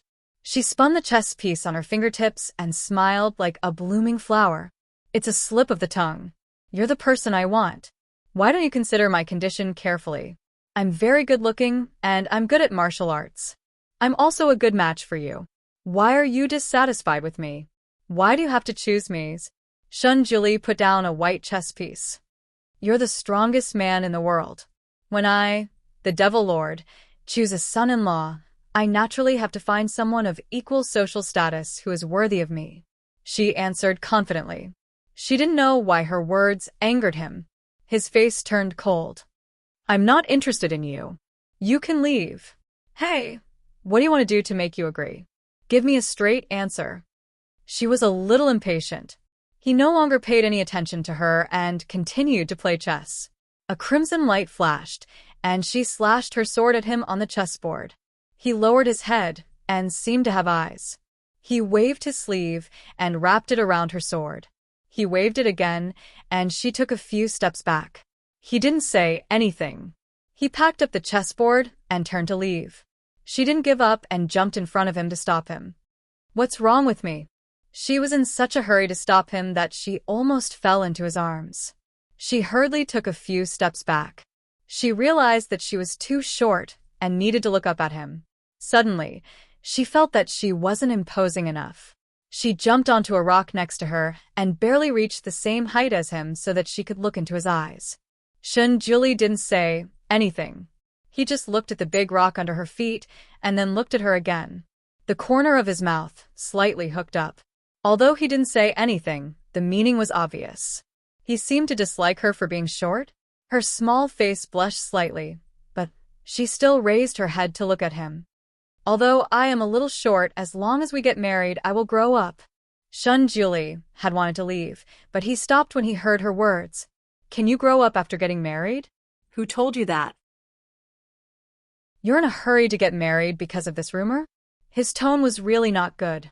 She seemed to feel that she had let it slip, so she rubbed her eyebrows in annoyance. "You don't have to care who told me that. Just tell me, do you agree or not? If you agree, I won't let you suffer too much. I'll bring a large dowry. I heard that you are looking for the Mirage Pearl to make chess pieces. I have collected a set. If you agree to be my husband, I can give it to you as a betrothal gift. No, as a dowry. I don't need to live in your Pantheon palace. We only need to sleep together once a month. You can do whatever you want at other times. You can even take concubines. Chapter 1786. She gave him her conditions, which were unprecedentedly generous. She was the type who understood the principles of the world. The more Julie listened, the angrier he became. When she was done, she waited for him to give her an opinion. Julie only said, "In your dreams." Then he left without looking back. She chased after him. "Hey, Julie, why don't you give me any conditions? If you think we need to sleep together too many times after we get married, we can change it to once every 2 months. But we have to persist for a longer period of time, 6 years." He suddenly turned around and walked directly in front of her.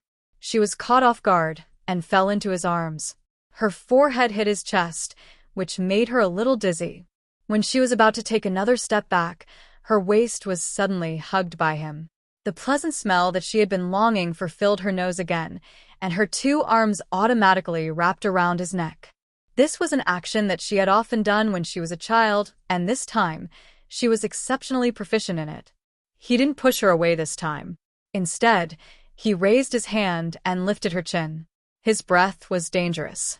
He was very close to her. "Do you know what sleeping together is?" She blinked and looked at him. "Doesn't sleeping together mean a man and a woman sleeping together? You see, my body is so small, I can't take up many beds.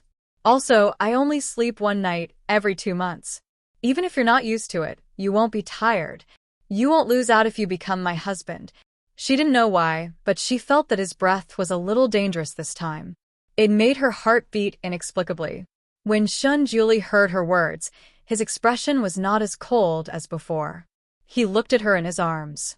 Although she had grown up a lot, she still looked like a child. Although she had become the devil master, she was still very naive in some aspects. He had no intention of marrying anyone, including her. Moreover, the reason she gave was so ridiculous. He put her down and took a step back. He said indifferently, "I won't marry you. Don't waste your energy." He turned around and left. She proposed so sincerely, but was still rejected by him. Xuema's stubborn temper rose. She shouted behind him, "Julie, I won't give up on you. If I say I want it, then you must get it." This man was too stingy. She was only going to sleep with him once every 2 months, and she had even given him such generous conditions. Yet he kept rejecting her. She wasn't happy at all. The more he acted like this, the more she wanted to conquer him. Julie did not look back. Naturally, he did not take her threat to heart. In the blink of an eye, he was far away. Ning Xuema, who was watching all this in her dream, couldn't help but rub her eyebrows. Her EQ was so low in her previous life. To chase a man like Julie using such a simple and crude method, it would be strange if she could catch up with him. In the void, she looked at herself standing there with her fists clenched. She couldn't help but want to go up and teach her a lesson. But as soon as she took a step forward, the scenery changed. The palace walls were made of green jade, and the lofty buildings within the gates were faintly discernible. The words Fantion Palace were faintly discernible above the gates. Xuema, who looked like a loli, was sitting in front of the palace gates. There were bouquets of fresh flowers in front of and behind her. She was lying on the white jade bed in the midst of the flowers. She supported her head with one hand and flipped through a book with the other. She looked quite comfortable. Obviously, she was preparing for a long battle here. She couldn't enter Fantion Palace, so she simply made a bed in front of the gate and waited for that person to appear. Chapter 1787. Fresh flowers couldn't be kept fresh, and the bouquets began to wither in less than a day. The petals fluttered around her body, creating a beautiful scene. She sneezed, rubbed her nose, and said to herself, "It's been a month, and he's been cooped up in the palace all this time. Isn't he afraid that he'll grow hair?" She felt a little itchy on her body, so she raised her hand to scratch it. Just as she scratched twice, she suddenly seemed to sense something. She looked up and saw Julie flying over from a distance. In the blink of an eye, he landed in front of her Fantion Palace. She was stunned for a moment, then cursed in a low voice, "Damn spy." Obviously, her spy's information was wrong. Julie wasn't in the palace, but had gone out a long time ago. As a result, she had been waiting here like a dumb goose for a month, changing flowers every day for a month. She heard that Julie would always go out in the morning, so she would prepare a bouquet of flowers every morning. Now that it was already night, the flowers had already withered. But now that she finally met him, she didn't want to give up.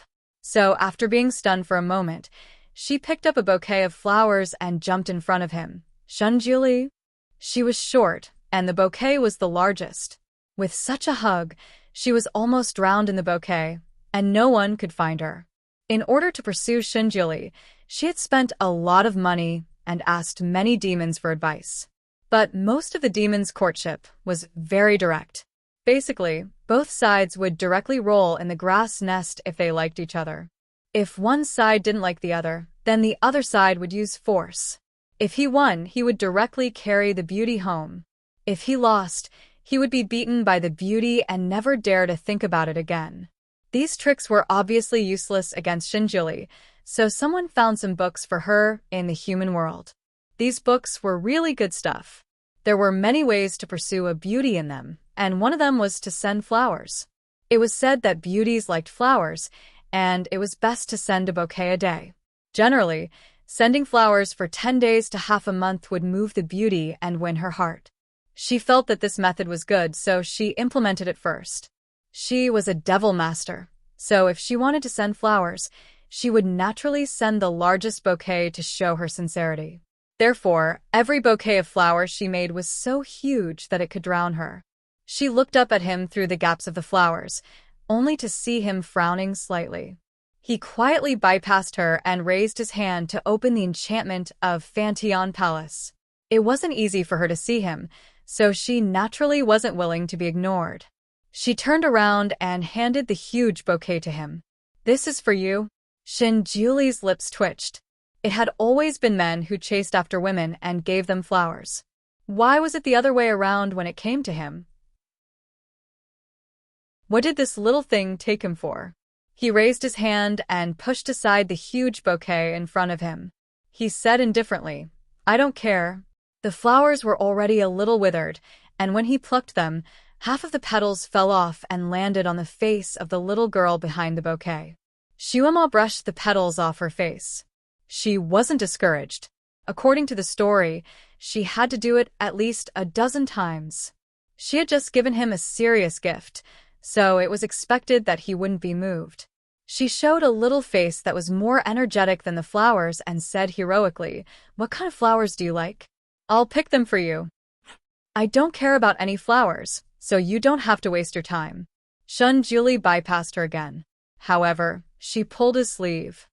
"Julie, haven't you always liked me? Why don't you agree?"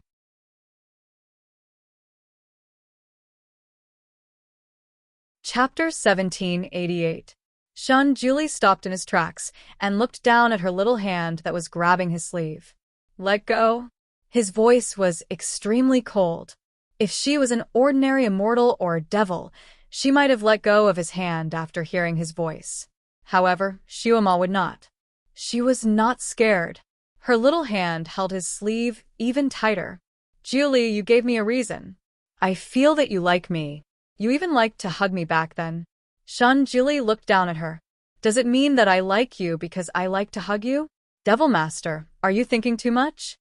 Just as he said this, his sleeve shook and a furry little head popped out. Its sharp little mouth almost touched Shuema's hand. Shuema was stunned for a moment and let go of her hand. She could see that it was a snow-white little fox with fluffy white fur. It was extremely beautiful. The little fox looked delicate and delicate. After it came out, it climbed onto Julie's arm. Then, with a faint white flash, it turned into a pink little doll. The little doll looked like she was 3 or 4 years old. She had a delicate little face.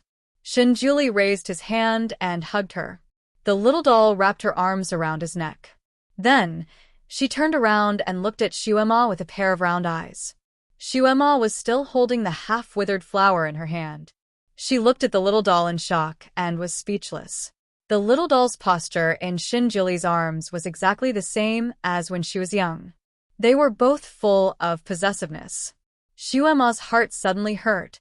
Although she did not know why it hurt, she knew that it was very painful. She looked at the little doll and then looked at Shinjuli. Shinjuli looked indifferent. I picked her up in the mountains. She's not bad, right? I have always liked small and soft children. I always want to hug her when I see her. The subtext was that he liked to hug her and educate her because of this reason. He treated her no differently than he treated the little fox doll. Shuema pursed her lips. She's not as pretty as I was when I was young. I was the prettiest when I was young.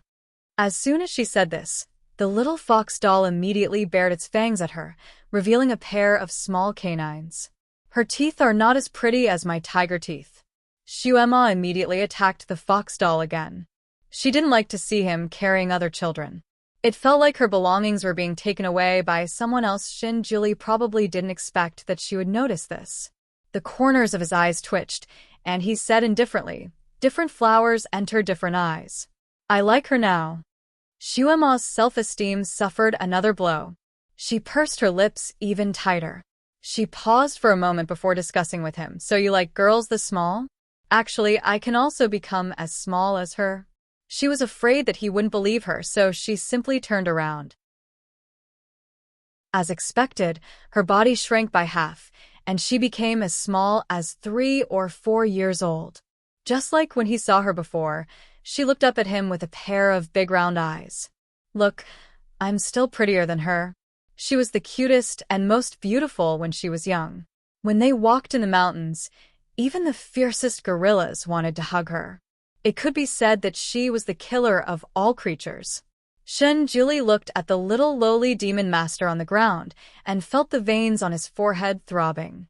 Before he could speak, Shuema spoke again. "I remember that you like me like this.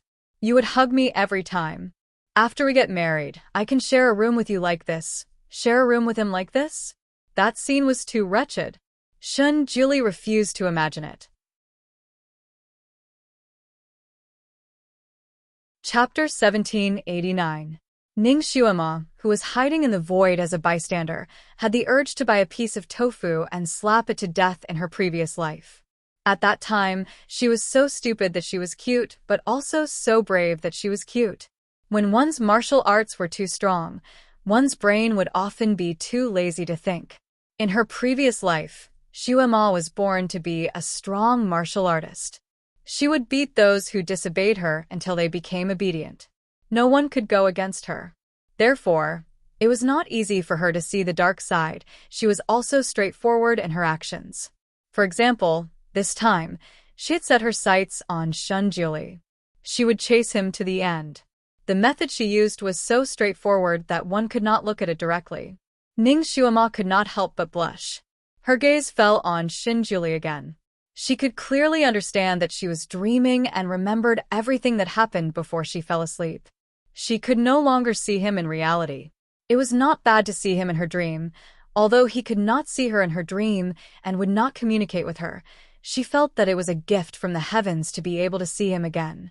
Zhuang Xingxiao was a butterfly in a dream, who could differentiate between the dream and the real world.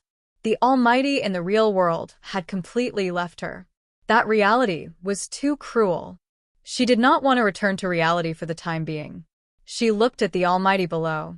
Although she knew that it was an illusion in her dream, she still looked at him greedily.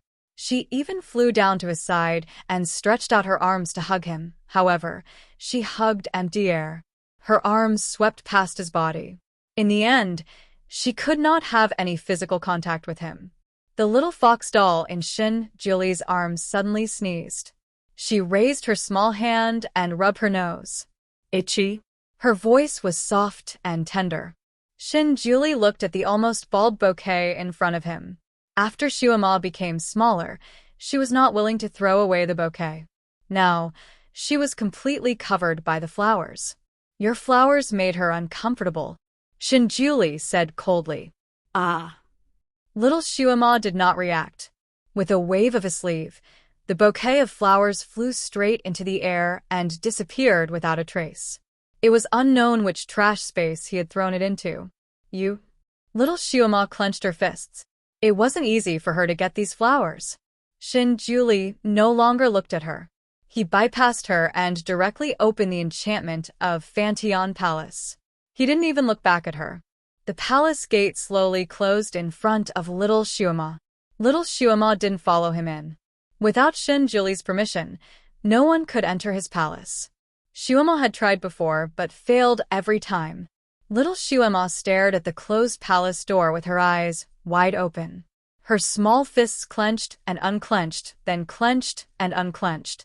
She looked like she would jump up and smash the door at any moment. After a while, she seemed to have thought of something. Her whole body was like a deflated balloon. She hung her head and returned to her bed in front of the door. She sat there and hugged her knees. After a while, she pursed her lips and muttered, "So I'm not the only child he raised. He didn't come to see me for a long time. He probably went to raise other children." Her voice was a little disappointed. She turned over and lay down on the white jade bed. However, she felt something. When she touched it, she found that it was a purple-red bottle. There was a medicinal liquid gently swaying in the bottle. Where did this come from? She turned the bottle over and over to examine it. The bottle seemed to be made of glass, and she could see her little face reflected on it. When she saw her little face, she was shocked.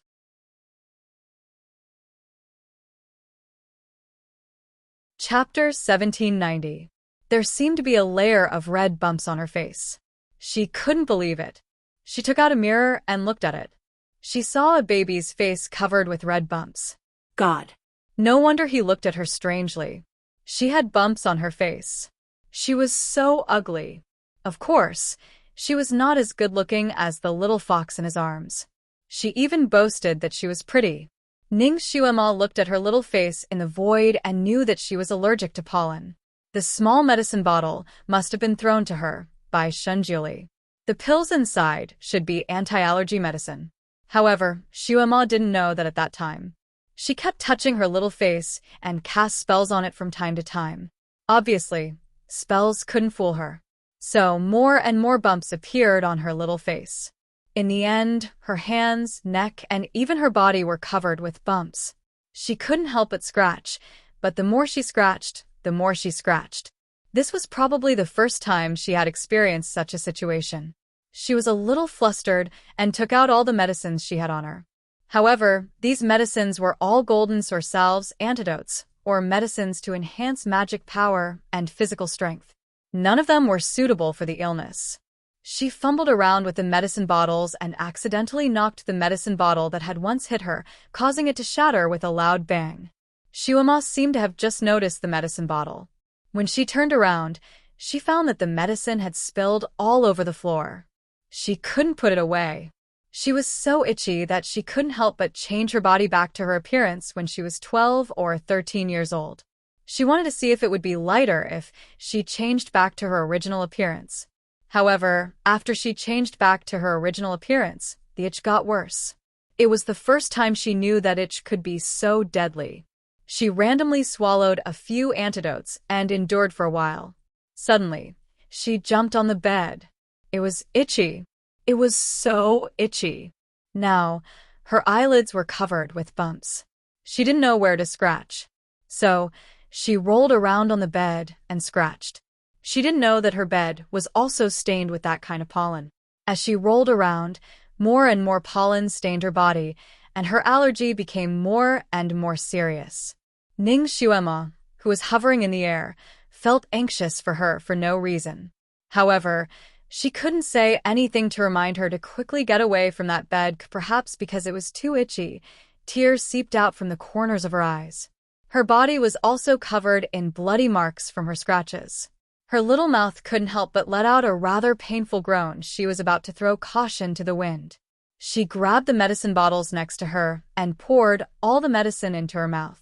Someone suddenly grabbed her wrist. The medicine bottle in her hand was snatched away. She was so itchy that she almost lost her mind. She whimpered and began to struggle. She felt as if she had fallen into someone's embrace. Following that, her entire body felt cold, as if she had been thoroughly cleansed by some cold water. That coolness caused the itchiness to subside a little, and also brought her back to her senses a little. Just when she was about to open her eyes to take a look, her little mouth was pried open. A cold and slightly bitter medicine was poured into her mouth. She swallowed subconsciously. Her throat was so itchy that it almost broke. Now, when the medicine slid down her throat, she felt a cooling sensation and the itchiness subsided. However, other parts of her body were still itchy. Even her eyeballs were itchy. She couldn't help but want to scratch them. Her hands were caught, and even her feet that were kicking and scratching her legs were restrained. She could no longer move. Chapter 1791. Bear with it, it will be over soon. She heard a cold voice. She could not bear it any longer. She was so itchy that she wanted to go crazy. His hands and feet were shackled, and he desperately struggled. Unconsciously, he used his magic power in an attempt to break free from the shackles. Her body was on fire for a while, and then countless knives appeared in the next moment. She used all kinds of methods to save herself.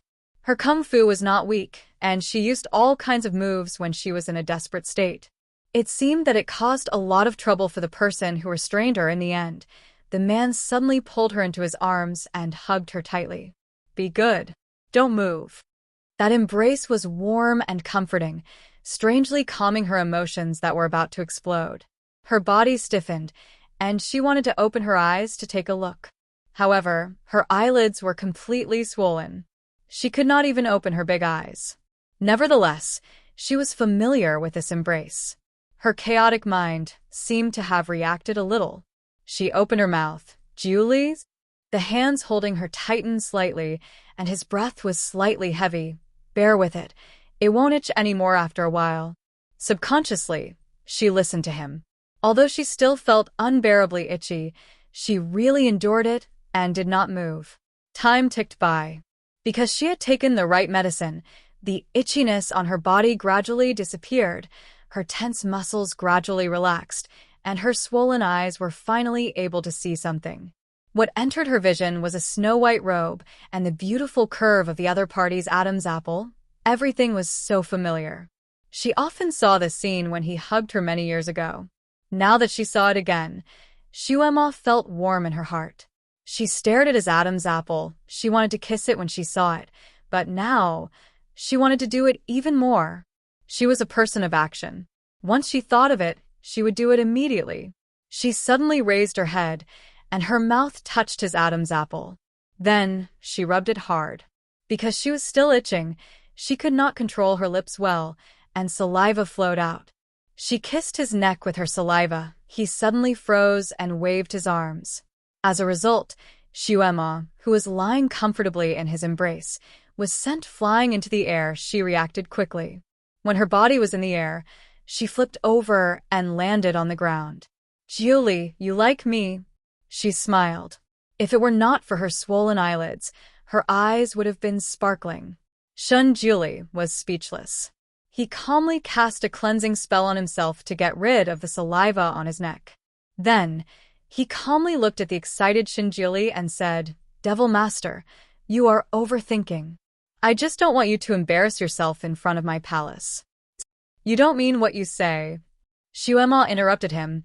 "I heard that the supreme divinity is usually so cold-blooded that you wouldn't even care if someone died in front of you. Now, I only tickled you, and you couldn't bear it." She did her best to prove herself. In the void, Ning Shuema, who had been watching everything from Shuema's perspective, could not help but touch her forehead. Ning Shuema could only comment on her courtship in her previous life. Her courage was praiseworthy, but her EQ was worrisome. Shin Julie's eyes finally fell on Shuema. She could not tell if he was happy or angry. "Devil Lord, have you always been so narcissistic?" Chapter 1792. So ugly. She's so ugly. The little snow fox at his feet jumped up and down and spoke in human language. Shuema did not say anything and shot out a ray of light. Smelly fox, shut up. You're the ugly one. You have fur all over your body. She moved too quickly, and Julie probably did not expect her to lower herself to the level of a little fox. He was unable to block it in time, and the ray of light hit the little fox. The little fox screamed and rolled a few times on the ground. It stood up dizzily and sat down on the ground again. Several tufts of fur fell off its body one after another. Its originally smooth, satin-like fur was now bald here and there. It looked very ugly. The little fox cried out and threw itself at the Supreme God's feet. Supreme God, woo-woo. Shuema was still proud. You're uglier than me right now. You're still too young to fight with me for a man. Bang. A loud sound interrupted Shuema's words. Shuema turned around and found that her jade couch had been smashed to pieces by Julie. The booklets that were placed at the corner of the couch flew up and scattered in the air. A few pages fell in front of Julie. His eyes were sharp and he saw a line of words, chasing a male pet at all costs. Chasing a male pet. She thought of him as a male pet. Julie was such a calm person, but his face was faintly ashen at this moment. He waved his sleeve in disgust, and the booklets scattered on the ground burned and turned into ashes. Julie's voice was colder than the winter wind. Scram for this deity. With a wave of his sleeve, the broken pieces of the jade couch whizzed towards Shuema's face. Along with the broken pieces, his ice-cold voice sounded. If I see you pestering me here again, I will kill you. Scram. With Shuema's martial arts, these fragments naturally could not hit her. She waved her sleeve, and the fragments disappeared in the air. However, Julie returned to the palace as soon as she was done talking to him. She was the only one left standing in front of the huge palace gates. Her body had a good foundation. After taking the right medicine, the allergic symptoms had almost disappeared, and her body was no longer itchy. She stared at the palace door in a daze, not understanding why he was suddenly so angry. Wasn't he treating her? He clearly cared about her, didn't he? Why must he reject her? She stood there for a moment, but she still couldn't figure it out. She wanted to sit down and think about it, so she casually condensed another bed. However, she didn't expect that the bed would automatically split into four halves as soon as it was placed on the blue stone floor. It seemed that Julie had cast some kind of spell here to prevent her from setting up camp here. She pursed her lips and suddenly thought of something. She took out a mirror and looked at herself. She couldn't help but scream. Reflected in the mirror was a face covered in bloody scars. Streaks and streaks of blood were scattered all over the place. It was a ghastly sight. Needless to say, she had scratched herself when she couldn't bear the itch. She had spent so much on scratching herself, no wonder he looked at her with such disgust. Even she herself was shocked by his distressed expression. She pursed her lips and looked at herself in the mirror. Then, she raised her head and looked at the closed palace gate. Finally, she turned around and flew away. Ning Shuema had always been looking at everything from the perspective of little Shuema. Once she left, she naturally followed. However, at the moment when she left, she looked back at the palace gate. Chapter 1793. Julie had adopted a little fox. Would this little fox be the fuse that would trigger the great war between the celestial beings and the devil race? Shuema would be reincarnated as Shui Mo in the future. She would be reincarnated as a nine-tailed snow fox. Was it related to this? Mother. There seemed to be a call from the distant sky, and there was a hint of panic in the voice. Little Nianma. Ning Shuema was shocked and immediately woke up. She opened her eyes and saw Shin Nianma's anxious little face. When he saw that she had opened her eyes, Shin Nianma burst into tears and directly rushed into her arms. Mother, you scared me to death. A somewhat gloomy and cold side chamber with a simple big bed.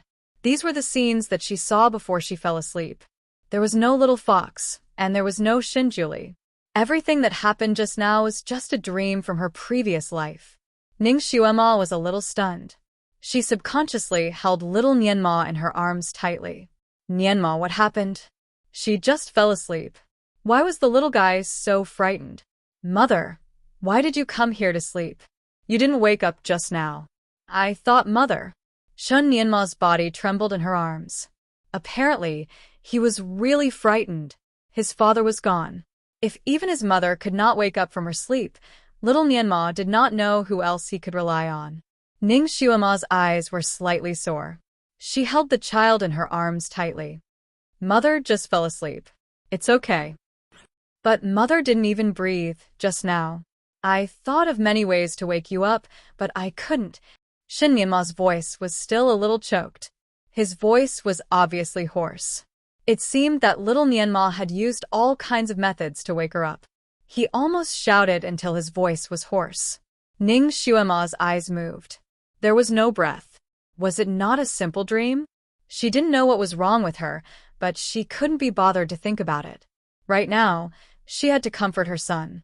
She was just about to hold her son in her arms to comfort him, but she didn't expect that the little fellow had already left her embrace on his own accord. He placed his small hand on her wrist to feel her pulse, closed his eyes, and carefully sensed for a moment. Then, as if he was relieved, he said, "Mother's pulse is normal now. It's not like before, when I couldn't feel her pulse, he couldn't wake her up. There was no heartbeat, no pulse. There was an 80% chance that his soul had left his body. To be able to have an out-of-body experience just by sleeping, he was indeed capable. Mother, there is a sense of evil in this room. Don't sleep here. Why don't you sleep in my father's chamber?" Shun Nianma always felt that the side chamber was a little creepy. It's okay, baby. Ning Xuema naturally did not want to leave this place. Regardless of whether she was sleeping or having an out-of-body experience, as long as she could dream of her previous life and see him again, that was good enough. It turned out that he looked like this 50,000 years ago. This person had not changed much. Unlike herself, who had reincarnated 3 times and became 3 people, Xuema, Xue Mo, and Ning Xuema. Among these 3 lives, Ning Xuema's life left the deepest impression on her. Little Nianma also came to this world because of Ning Xuema's life. Therefore, she still felt that Ning Xuema's short life was her real life. She also lived a passionate and unrestrained life. She didn't really understand Xuema's life, but in both Xue Mo's and Ning Xuema's lives, she received Shun Julie's love. Chapter 1794. In her first life, Shun Julie actually liked her, didn't he? Otherwise, with Shun Julie's temperament, he wouldn't care even if she was itching to death in front of his palace, not to mention holding her in his arms to treat her. However, it was hard to say whether this liking was love or not. After all, in her previous life, Xuema was raised by him. It was more like he was raising a daughter. His feelings for her should be more like father-daughter love. The little girl that he raised suddenly vowed to marry him for a reason that made people speechless. Any man would not be able to accept it. Not to mention Shinjuli, who was an iceberg man who had not been moved for thousands of years. Therefore, it was normal for Xuema to kick an iron plate when she proposed to him. However, she didn't know what happened between the 2 of them that caused the outbreak of the Great War of Gods and Demons, which caused the whole world to be reshuffled. When Ning Xuema first entered the side chamber, she wanted to make a nest for her to sleep in. She didn't look carefully at the other decorations in the side chamber. At this moment, when she sat up on the bed, she carefully sensed the atmosphere in the room. It was indeed not quite right. It felt a little cold. She walked around the room a few times and found a dusty box on a beam. Her heart skipped a beat, and she took it down. The box was not big and looked very old. It was made of the kind of immortal Phoebe Jinan wood. There was no lock on the box, only a hidden buckle. Ning Xuema looked around the box and could see that it had existed for a long time. Maybe it was an old item from 50,000 years ago. There should be a layer of psychokinesis on the outside, so even the black iron buckle on the box was shining. This thing should be Shun Julie's private collection. Should she open it? She hesitated for a moment and heard a sound. She looked down and saw that the box had popped open automatically, revealing the things inside. Ning Xuema was stunned. The things inside were a little messy. There were 2 bouquets of withered flowers, a huge ruby ring, a ruby brooch, and a red post at the bottom. Ning Xuema opened the red post and read it carefully. Her heart skipped a beat. There was a line of words written in flamboyant calligraphy. We gods and devils love each other, and that is to eliminate evil for the people. Although the handwriting was not neat, it was very imposing. Ning Xuema seemed to see the heroic spirit of the demon lord, who was fearless in this world, when he wrote these 2 lines of words. This must be the proposal post. Unexpectedly, Shun Jili didn't use this post as a paper to ignite the fire. Instead, he carefully kept it. Her gaze fell on the flower, the ring, and the brooch. These things should have been given to him by her in her previous life, right? It was similar to his taste and style in his previous life. She sat there for a long time, lost in thought.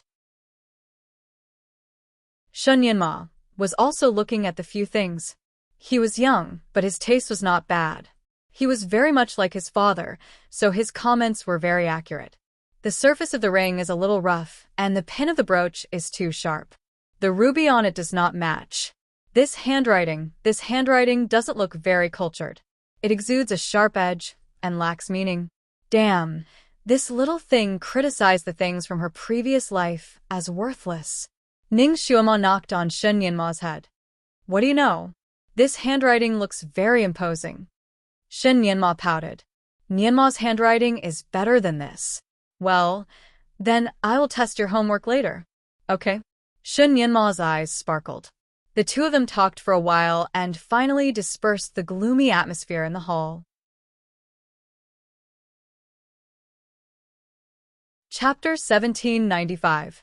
Mother, is father really in isolation?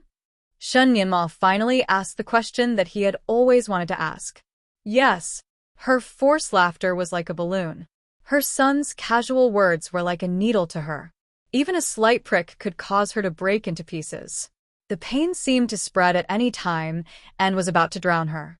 She struggled to smile and got up. Let's go, Yanma. Let me see how your homework is. Missing someone was like a weed. With a little stimulation, it would spread like a disaster. It made people want to get drunk to relieve their worries. They also wanted to sleep to numb themselves and coax themselves. However, Ning Xuema could not do these things because she still had a son. She did not have the capital to indulge her sadness. All the pain was suppressed in her heart. She tried to make herself busy and numb herself with being busy. However, when she was free, she would be lost in her thoughts for a long time. At this moment, she was looking at the books on the bookshelf. Almost all the books were written by Shun Jili himself. She casually opened a book and saw his concise and free handwriting. There were old and new books. The new ones were obviously prepared for Shun Yanma because the content was completely based on his physical characteristics. As for the old books, they were neatly placed. There were Buddhist scriptures, poison scriptures, medical scriptures. There were all kinds of books. A person who had lived for too long and had too much kung fu could not help but feel a little bored. Therefore, Shun Jili learned a variety of things. His interests often changed. When he reached the peak of a skill, he would write a summary and throw it aside. These books were his summary. Shun Yanma was reciting the books, so Ning Xuema sat there and read casually. With her current state of mind, she could not read anything. However, it was good to be able to read his handwriting here. She remembered that when she was watching You from the Star, after the male lead left, the female lead missed him very much. She desperately tried to find those who knew the male lead and asked them to talk about the male lead. She listened to it over and over again and cried over and over again. At that time, she was puzzled. Since he was gone, what was the use of listening to those trivial things? Now, she finally understood that feeling. In fact, she also wanted to hear more about Shun Jili from other people. Just like earlier, she tried to tease Shun Yanma by telling him about the things that happened between him and her father. Listening to it once wasn't enough. He wanted to listen to it a second time. Even though it was not a funny thing, she could still laugh out loud. She laughed so hard that tears almost flowed out. It was as if she was suffering from hysteria. Until Shunjuli was almost suspicious, she forced herself to stop. She pretended that nothing had happened and sat by the bookshelf to read the books written by Shunjuli. The sun was shining brightly outside, and the bright rays of light shone into the room, casting silhouettes on the people inside. It was such a beautiful afternoon, and the sun was so bright. If he was still here, his heart felt like it was being torn apart. She clenched the book in her hand and bent down slightly, waiting for the pain to pass. Inadvertently, he caught a glimpse of a book in the corner of the bookcase. It looked a little special, as if it was often taken down to read. What kind of book was it that Shunjuli often took down to read? She curiously walked over and raised her hand to take the book. However, she felt that something was not right. It was not a book, but a mechanism. After all, she used to be a secret agent, so she was very familiar with the mechanism. She held the book and turned it slightly. Suddenly, the bookshelf slowly moved to both sides, revealing a passage. Chapter 1796. She was stunned for a moment. Shunjuli actually made a secret room in his study room. What was this secret room for? When Shunjuli was still alive, all his important things were kept in his storage space. No matter how confidential the documents or things were, he only needed to throw them into his storage space. No one could find them, and he did not have to worry about losing them or being found out. Now, he suddenly made such a secret room. Obviously, he had a premonition that he would immortalize. There were some things that he did not want to let people see, but he was reluctant to destroy. Therefore, the existence of this secret room was born. So, what was it that he was reluctant to destroy? Her heart was beating fast. She had a vague feeling that the things inside might be related to her. She looked back at Shinyanma, but he was reading. He was focused on nothing and did not even look in her direction. She paused for a moment and walked in by herself. The passage was not long. After turning a corner, there was a door in front of her. Ning Xuema's face was slightly pale. She recognized the door. It was the door of the side hall where she lived on Tianyin Peak. When she entered the Devil Kingdom, Shunjuli ordered to expel her from his own house. He also ordered the demolition of the side hall where she lived. She did not expect that the door of the side hall would appear here. She reached out and slowly pushed the door open. Then, she stood at the door and held her breath. It was a bridal room. No, it was a bridal room. The bed was red with morning glow, the table and chairs were red, and the quilt was red with the word she. The whole room was a warm red. It was a festive red. Even the luminous pearl hanging above her head was pink. Obviously, this was the bridal room of a newlywed. It was a very luxurious bridal room.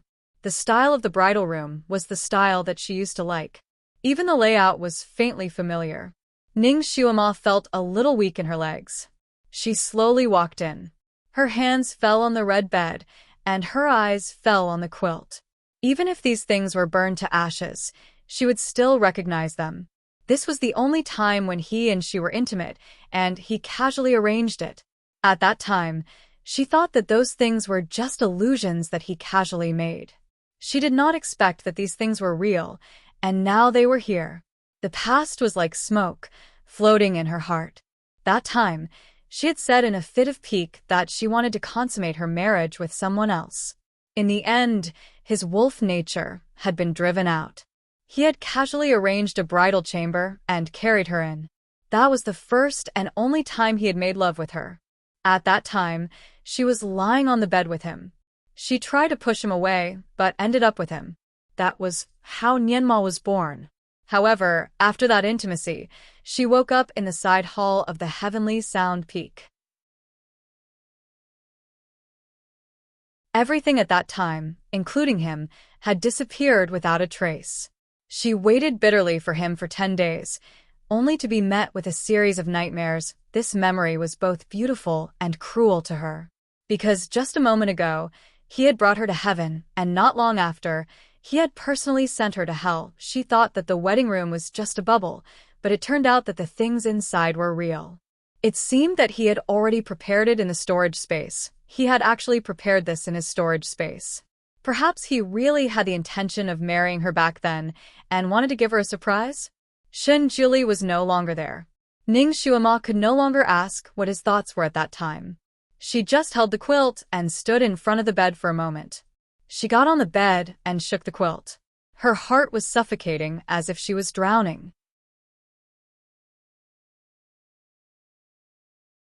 Chapter 1797. She just held the gauze curtain in a daze.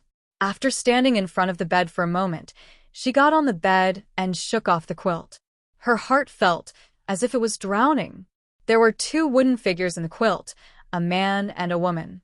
Their facial features, figures, and clothes were all vivid and lifelike. It was exactly her and his appearance. The carving could only be described as a work of art. The woman's face was smiling, and there was a shallow dimple on both cheeks. Her small mouth was slightly pursed, and her eyes were curved into crescents. Her long eyelashes were curled up, lifelike. It was not just lifelike. Her expression and movements, from the big body to the small eyelashes, there was not a single flaw. It was simply a miniature version of Ning Xuema. It was as if this wooden carving could come to life with just a breath of air. The man's appearance was Shen Juli, but the clothes on his body had changed. It was no longer his usual white clothes. Instead, it was red like the woman's. The style of the red robe was not that of an ordinary bridegroom. It was his usual style of dressing. There were flowing patterns on the red robe, faintly in the shape of twin lotus flowers. This should be the wedding dress he designed for himself, right? The lines were smooth. It was obviously a wooden carving, but it gave people a feeling of the clothes being blown by the wind. The two wooden carvings were lying side by side. The man's hand was holding the woman's hand in the bridal room. The pair of wooden carvings in the red wedding dress were lying side by side in the wedding quilt. Ning Xuema only felt that her eyes were hot, and her nose was also sour. There was no need to ask. These two wooden carvings were the work of Shen Juli. Only by carving a person into the heart and bone marrow could one carve such an image without having to look at the person. It turned out that Ning Xuema still had some doubts about Shen Juli. There were too many misunderstandings between them. Although she had asked him about those things at the last moment, and he had answered her, she had chosen to believe him. However, there was always a layer of gauze in the depths of her heart. Now, those remaining dust-like doubts had finally completely disappeared. He loved her. He had always loved her. He loved her to the bone. He loved her to the point of no return. That was why he suffered so much. He actually wanted to marry her, didn't he? Actually, he really wanted to hold her hand and enter the bridal chamber, right? In Xue Yimo's life, although he had also married her, that wedding was more like a joke. He knew that she came here with ulterior motives and forced him to marry her for an unspeakable purpose. She did not marry him willingly, and he was just going with the flow. That wedding was extremely simple. It was just a ceremony, and he didn't even wear a groom's robe in Ning Xuema's current life. He and she were truly in love and even had a child together. However, due to some mishap, he didn't even give her a formal engagement. They owed each other a real wedding, a wedding where they held hands. When he set up all of this, he must have known that they would never have the chance to fulfill their marriage agreement, so he set this up here. A bridal chamber that she truly liked. He finally put on a real wedding robe and entered the bridal chamber hand in hand with her. What was his mood when he set up all this? What was his mood when he was sculpting the newlyweds? Ning Xuema didn't dare to think about it. She also didn't want to think too deeply. She tightly held the two wooden carvings, her fingertips turning white. Shen Juli, I don't want this illusion. Shen Juli, I want you to hold my hand and marry me with your own hands.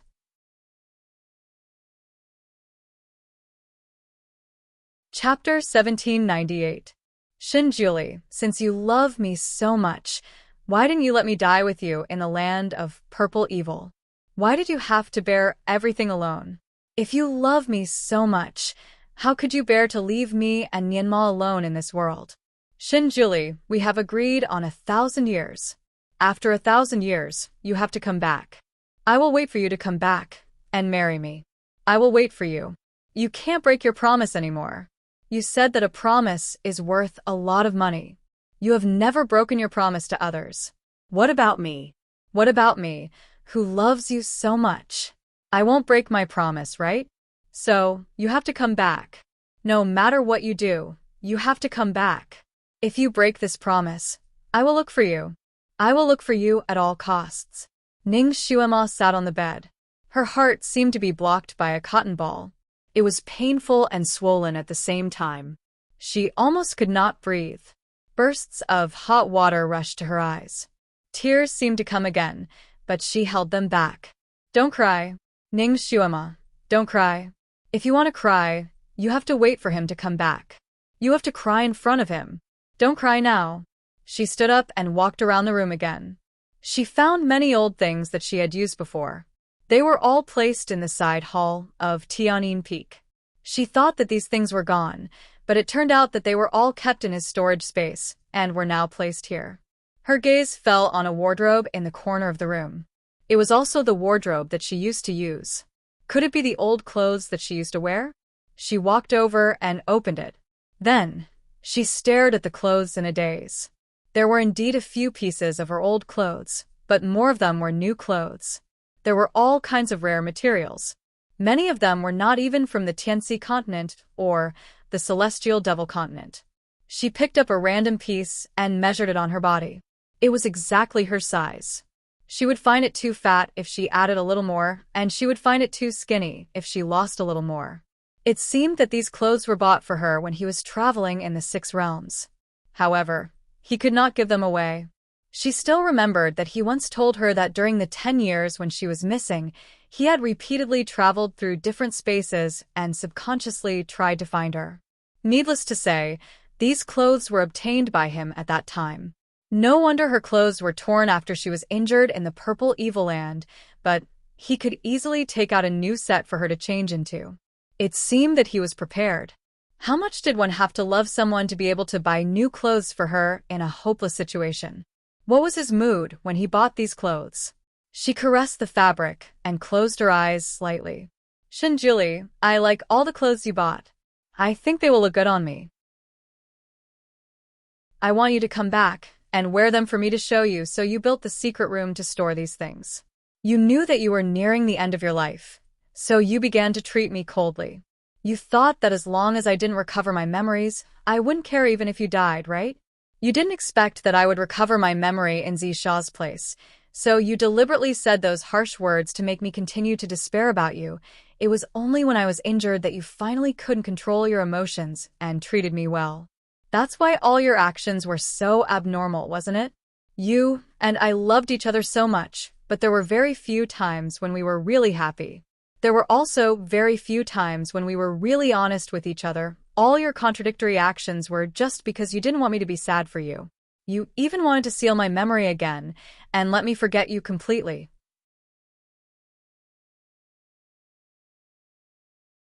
Chapter 1799. You probably thought that by sealing my memory, I would not live in your Fanteon Palace, and the secret of your secret chamber would never be discovered by me. However, Shinjuli, if I really forget you, won't you be sad? Shinjuli, when you die, do you really not want me to be with you? She gripped the male wooden sculpture tightly and pressed her lips against the wooden sculpture's lips. She closed her eyes slightly and suppressed the sweet and fishy feeling in her chest. The room was full of his scent. Obviously, after he sent Nianma away, he spent the rest of his life here. It was a person's wedding hall, a person's thoughts, and a person's determination. Ning Xuema wandered around the room, pacing back and forth. She found a thick stack of paintings. Every painting was of her. She was smiling, crying, angry, shy. All kinds of postures, all kinds of expressions. Every painting was vivid and lifelike, and the characters in every painting seemed to be able to walk out of it. She looked at the paintings one by one, unaware of the passage of time and the passage of time. When her heart ached to the extreme, she felt numb. Her fingers carefully touched the paintings as if she was copying the posture of the person when he was painting.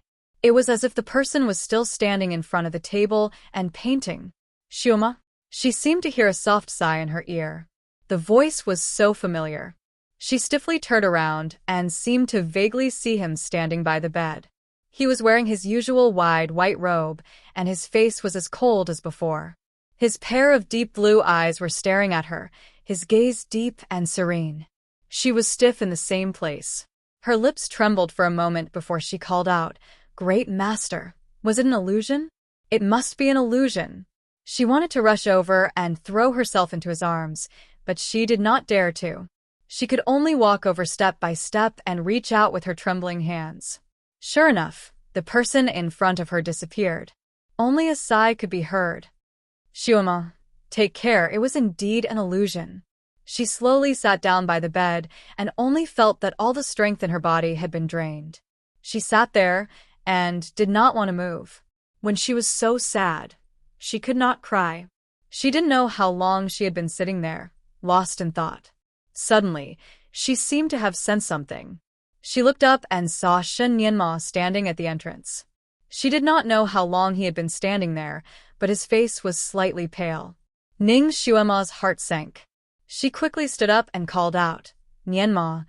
Shen Nianma's big eyes slowly turned and finally fell on Ning Xuema's face.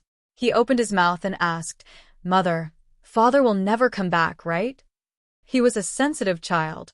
In fact, he had this suspicion long ago, but he didn't dare to think about it or verify it. Although he asked, he still hoped to get a negative answer from his mother. He missed his father. He couldn't imagine what would happen if his father never came back. His eyes were wide open, and there was a trace of vulnerability and fear in his eyes. Ning Xuema's heart skipped a beat. She took a deep breath and walked over. "Don't think too much. Your father will come back. It will take some time. Nianma, you have to be patient." She raised her hand and wanted to carry the child, but little Nianma turned and ran away. "I have to go to school. Father has left a lot of books for Nianma. Perhaps he will come back after Nianma has finished reading all the books." Ning Xuema's outstretched hand stopped in midair. She could only stare blankly as her child ran away. Her heart was in extreme pain.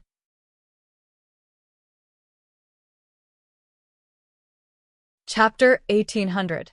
She closed her eyes slightly and suddenly understood why Xin Julie wanted to erase her memory at the last moment. This kind of pain was the most unbearable. This kind of lovesickness was the most painful. This kind of pain was endless. He wanted to erase her memory because he did not want her to suffer anymore. He did not want her to experience this kind of pain. However, no matter how painful it was, it belonged to her. She had escaped once, and she did not want to escape a second time. She would rather be sober and let the lovesickness gnaw at her heart than live in a muddled state. "Shen Julie, if you don't want us to suffer anymore, come back."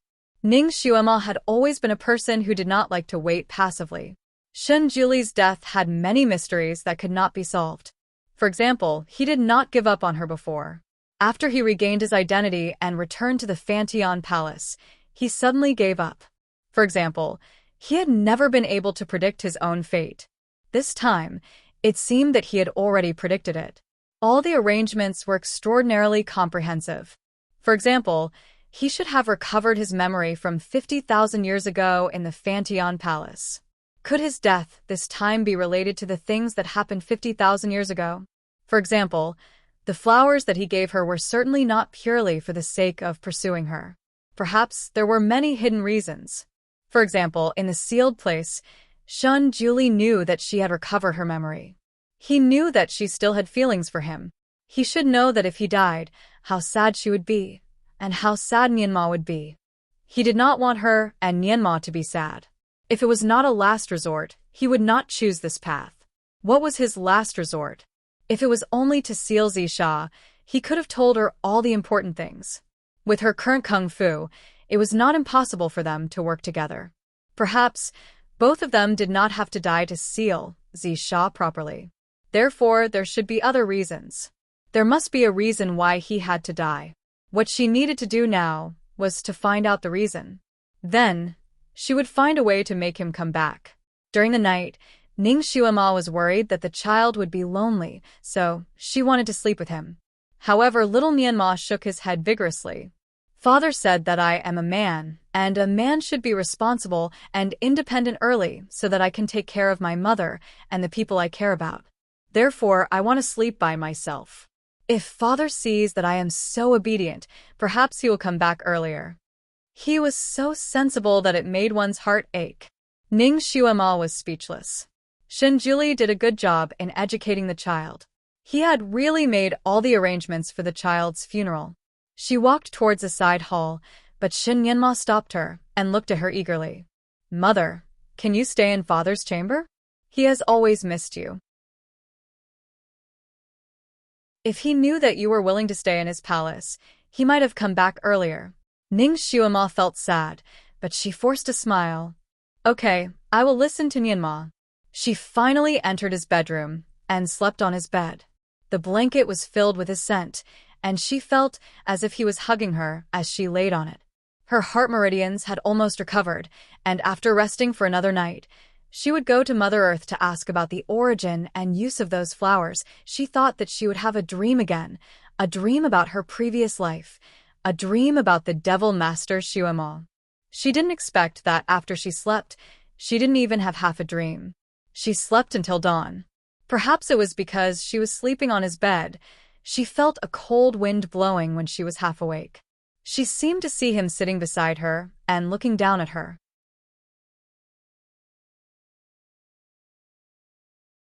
Chapter 1801.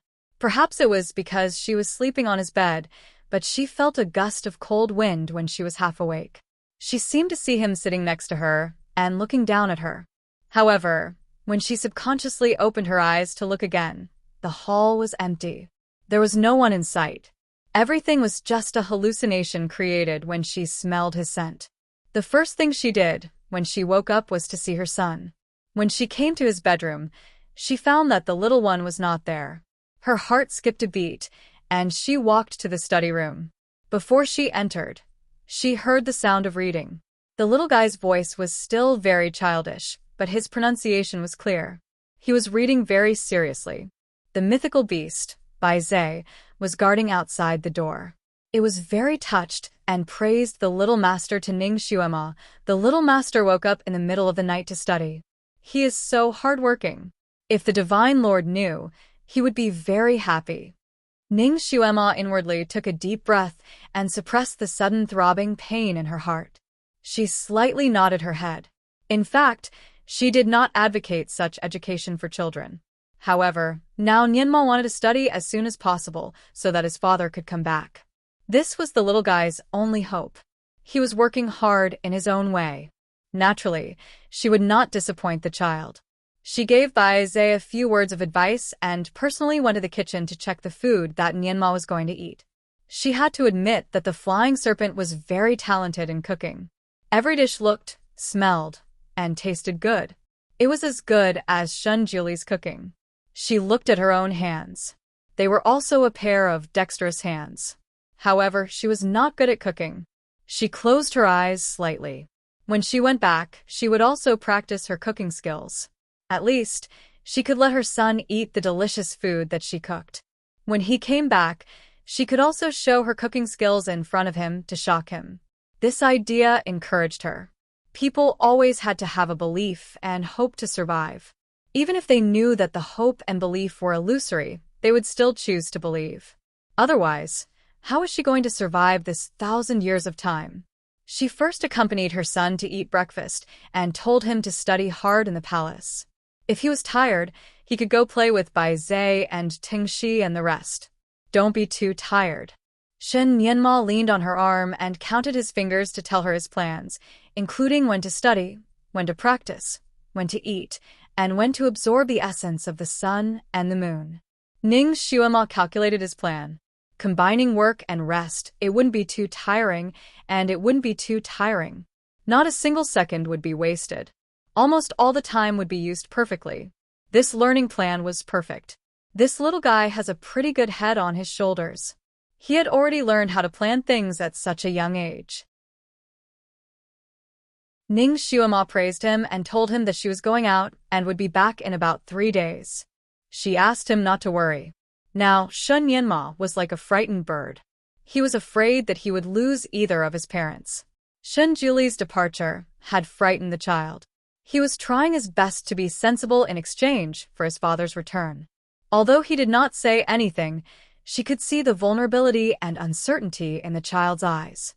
If she left without saying goodbye, she was afraid that the little fellow would let his imagination run wild again, and it wouldn't be good if he fell sick again.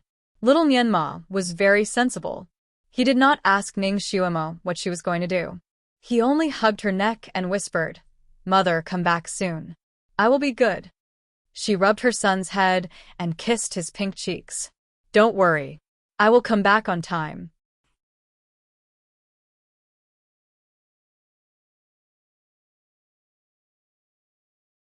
Chapter 1802. Ning Xuema actually didn't want to leave her son alone in the palace. If possible, she would rather bring him along. However, she couldn't go out this time. Mother Earth lived in the depths of the Earth's core, and there were many dangers along the way. She had to use extremely profound earth tunneling techniques and other spells to reach there. It was very unsafe to bring her son along. Now, she didn't want her son to take any risks. He was her only support now, and she couldn't allow any accidents. Mount Jiayi in the human world. The mountain was high and steep, and the trees were taller than the trees in the forest. The sky was very high, the clouds were very light, and the wind was very light. Nothing had changed, as if the purple fiend hadn't exploded. Who knew how many species had lost their lives in that catastrophe? The animals that were infected by the purple fiend were obviously destroyed by the explosion of the mountain, and the ones that were roaming around now were no longer the same as before. Ning Xuema stood at the foot of the mountain and looked at the peak not far away. That was where the eye of the formation used to be, and Shun Juli had never come back up after entering that place. 7 days. According to the saying of the human world, today was the 7th day of his death. Ning Xuema's gaze stared at the peak for a long time. It was as if looking at the peak would transform into the person she longed for. She didn't bring wine but tea. When he was alive, he loved to drink tea, all kinds of tea. When she was his disciple and followed him to gain experience, she also drank quite a lot of good tea from him. She knew his taste, so this time, she brought the tea that he used to like to drink the most. She sat there cross-legged and personally brewed the kung fu tea for him. She went through the procedures one after another, and she was meticulous. When the first pot of tea was finally brewed, she slowly raised the cup towards the peak. "Great God, do you want to drink a few sips?" The mountain wind blew, and naturally, no one answered her. The corner of her lips moved slightly. "This is your favorite cloud tea. You once advised me to drink more of this tea, saying that it's good for my constitution. How about we drink it together?" She poured a cup of tea onto the ground, and the fragrance of the tea spread everywhere. Then he slowly drank the cup in front of him. She toasted him 3 times before putting the cup down. Gently, she said, "Great master, we have agreed on 1,000 years. You can't lie to me. Of course, you can come back earlier. The earlier, the better. Nianma misses you very much. He is very sensible. He has been studying hard and practicing so that you can come back earlier." She spoke softly to Gao Feng, as if he was sitting opposite her and drinking with her. She lowered her eyes and smiled to herself. "Guru, that day you asked me to wait for you for 10 days. In the end, I waited for you for 10 years. Do you know? Those 10 years were very difficult for me. I didn't know if you were alive or dead, and I was worried sick every day. But compared to now, I'd rather not have it that hard. At that time, I had at least half a chance. But now, Almighty, you went back on your words that time, but luckily you came back. You won't go back on your word this time, right? If you go back on your words again, She muttered, for a long time but couldn't think of anything to threaten him with. Forget him? It seemed that the last thing he did was to erase her memory and make her forget him, so this threat was exactly what he wanted. Would she follow him? He probably knew that she couldn't abandon little Nianma now. She couldn't die now. She closed her eyes slightly and sighed softly. Shunjuli, I really can't threaten you, but if you don't come back, I will be very sad. My heart disease may relapse. You don't want me to be in so much pain, right? Then come back.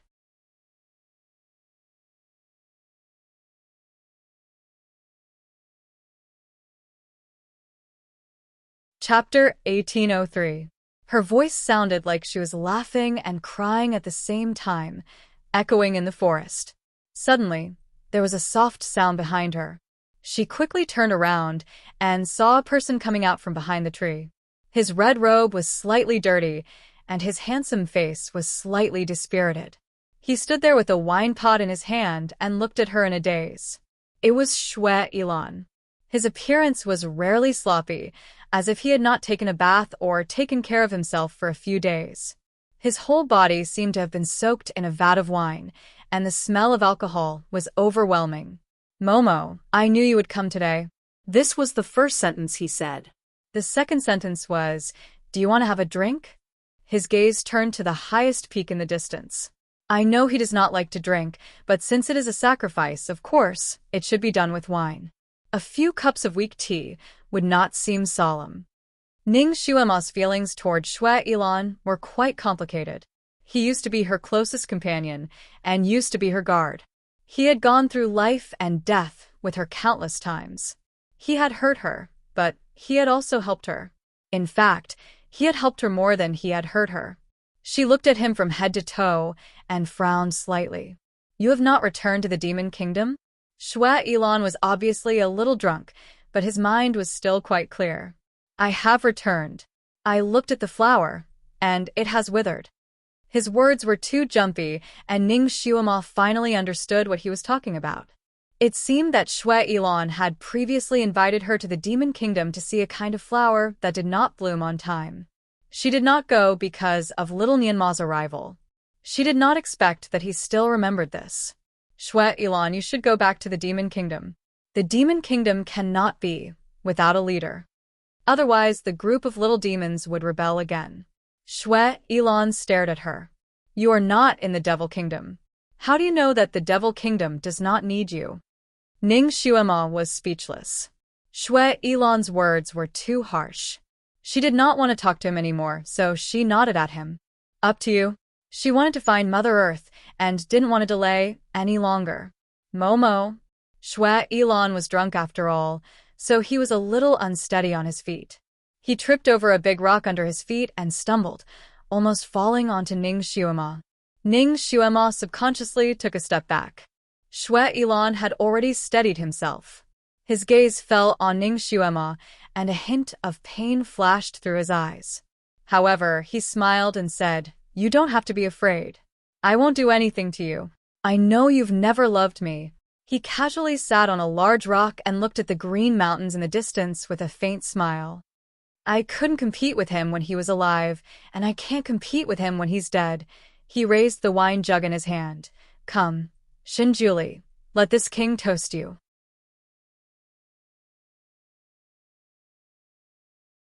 He smashed the jade wine jug to the ground, smashing it to pieces. The wine inside spilled all over the ground. Shwe Ilan, you're drunk. Ning Xuema frowned slightly. That's right, I'm drunk. I've been drunk for a long time. I also want to sober up. Shwe Ilan smiled. He looked at the shards on the ground and said, Are you afraid of pricking him? I'll pick them up now. He squatted down and started to pick up the sharp jade shards on the ground. Ning Xuema closed her eyes slightly.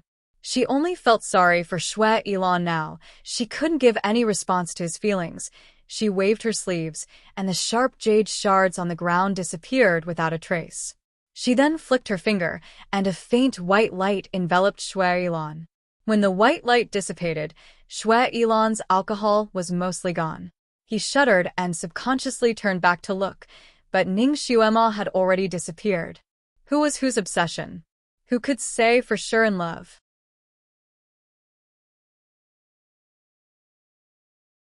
Chapter 1804. When the white light dissipated, Shwe Ilan's drunkenness was mostly gone. He shuddered and instinctively turned back to look, but Ning Xuema was nowhere to be seen. He raised his head to look at the green mountain and closed his eyes. No one knew what he was thinking, or maybe he didn't want to think at all. The pursuit of 3 lifetimes was just a flashy bubble dream. He wanted to walk out of it, but he couldn't. The pursuit of 3 lifetimes had become his obsession. Maybe he needed to die to be free. Ning Xuema executed her earth escape technique and traveled underground. Countless craggy boulders came at her, then suddenly disappeared. Her body was like smoke that could enter anywhere, quickly penetrating the ground. Rocks, underground rivers, corrosive soil, even the monsters that resided deep underground were all overcome by her. This underground world didn't belong to any of the 6 realms. Darkness and suffocation were synonyms for this place. If Ning Xuema wasn't a devil master with extremely high martial arts, she wouldn't have been able to reach this deep with just her earth escape technique. She didn't feel anything when she first entered the underground, but after staying for a while, she felt like she was being buried alive. That absolute darkness could drive people crazy. She didn't know how long she had traveled underground when a dark red river appeared in front of her. The river was extremely wide, and if she wanted to continue walking, she had to jump into the river and continue to dive deeper. She thought it was a lava river at first, but when she got closer, she realized it wasn't. This dark red river was extremely cold. Ning Xuema casually threw a stone into the river, and with a cheese sound, the stone disappeared without a trace. It seemed like the water here was 100 times more corrosive than sulfuric acid. Ning Xuema continuously threw a few things into the water. Everything that came into contact with the water would turn into bubbles. General Manager He Mu had once told her that Mother Earth didn't like to be disturbed, so ordinary immortals and devils couldn't reach the place she lived. There were a few dangerous passes to pass. This red spring river was one of them. The red spring water was even colder than the yellow spring water. If one wanted to pass through it, they would have to grab the unicorn that resided in the red spring river. They would have to peel off its skin and drape it over their bodies before they could enter the water. Ning Xuema looked at the bubbling water in the red spring river. Where was the unicorn? How was she going to lure it out? Little Nianma was still waiting for her at home, so she did not want to waste any more time. She thought about it and set up an anti-corrosion wizardry barrier on her hand. If her hand was fine, she would cover her body with the wizardry barrier and jump directly.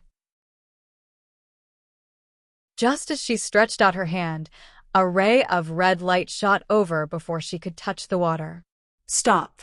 She retracted her hand and subconsciously turned around. Xue Yilan's figure appeared from behind a rock. His expression was solemn. Don't touch the river. Why are you here? Ning Xuema blurted out. After asking that question, he felt that he was an idiot. Needless to say, Xue Yilan had followed her down. It was just that she kept moving forward and did not expect someone to follow behind her, so she did not notice him. Of course, Xue Yilan would not answer her nonsense. His gaze fell on the river, and his voice was indifferent. 1 drop of the red spring water can corrode the bones and never heal. You can't take this risk. It seemed that Xue Yilan was quite familiar with the terrain here. Ning Xuema immediately asked him for advice. How do I get across? There is a unique unicorn in this river. You can peel its skin and make clothes to pass through. You're tuning in to the Dreamy Chapters YouTube channel. We're so grateful for your support, and don't forget to subscribe to join us on this incredible journey through captivating stories. Your generosity through donations truly makes a world of difference, as it's the primary source of revenue that allows me to expand and enhance this channel for you. Thank you from the bottom of my heart for being a part of this adventure.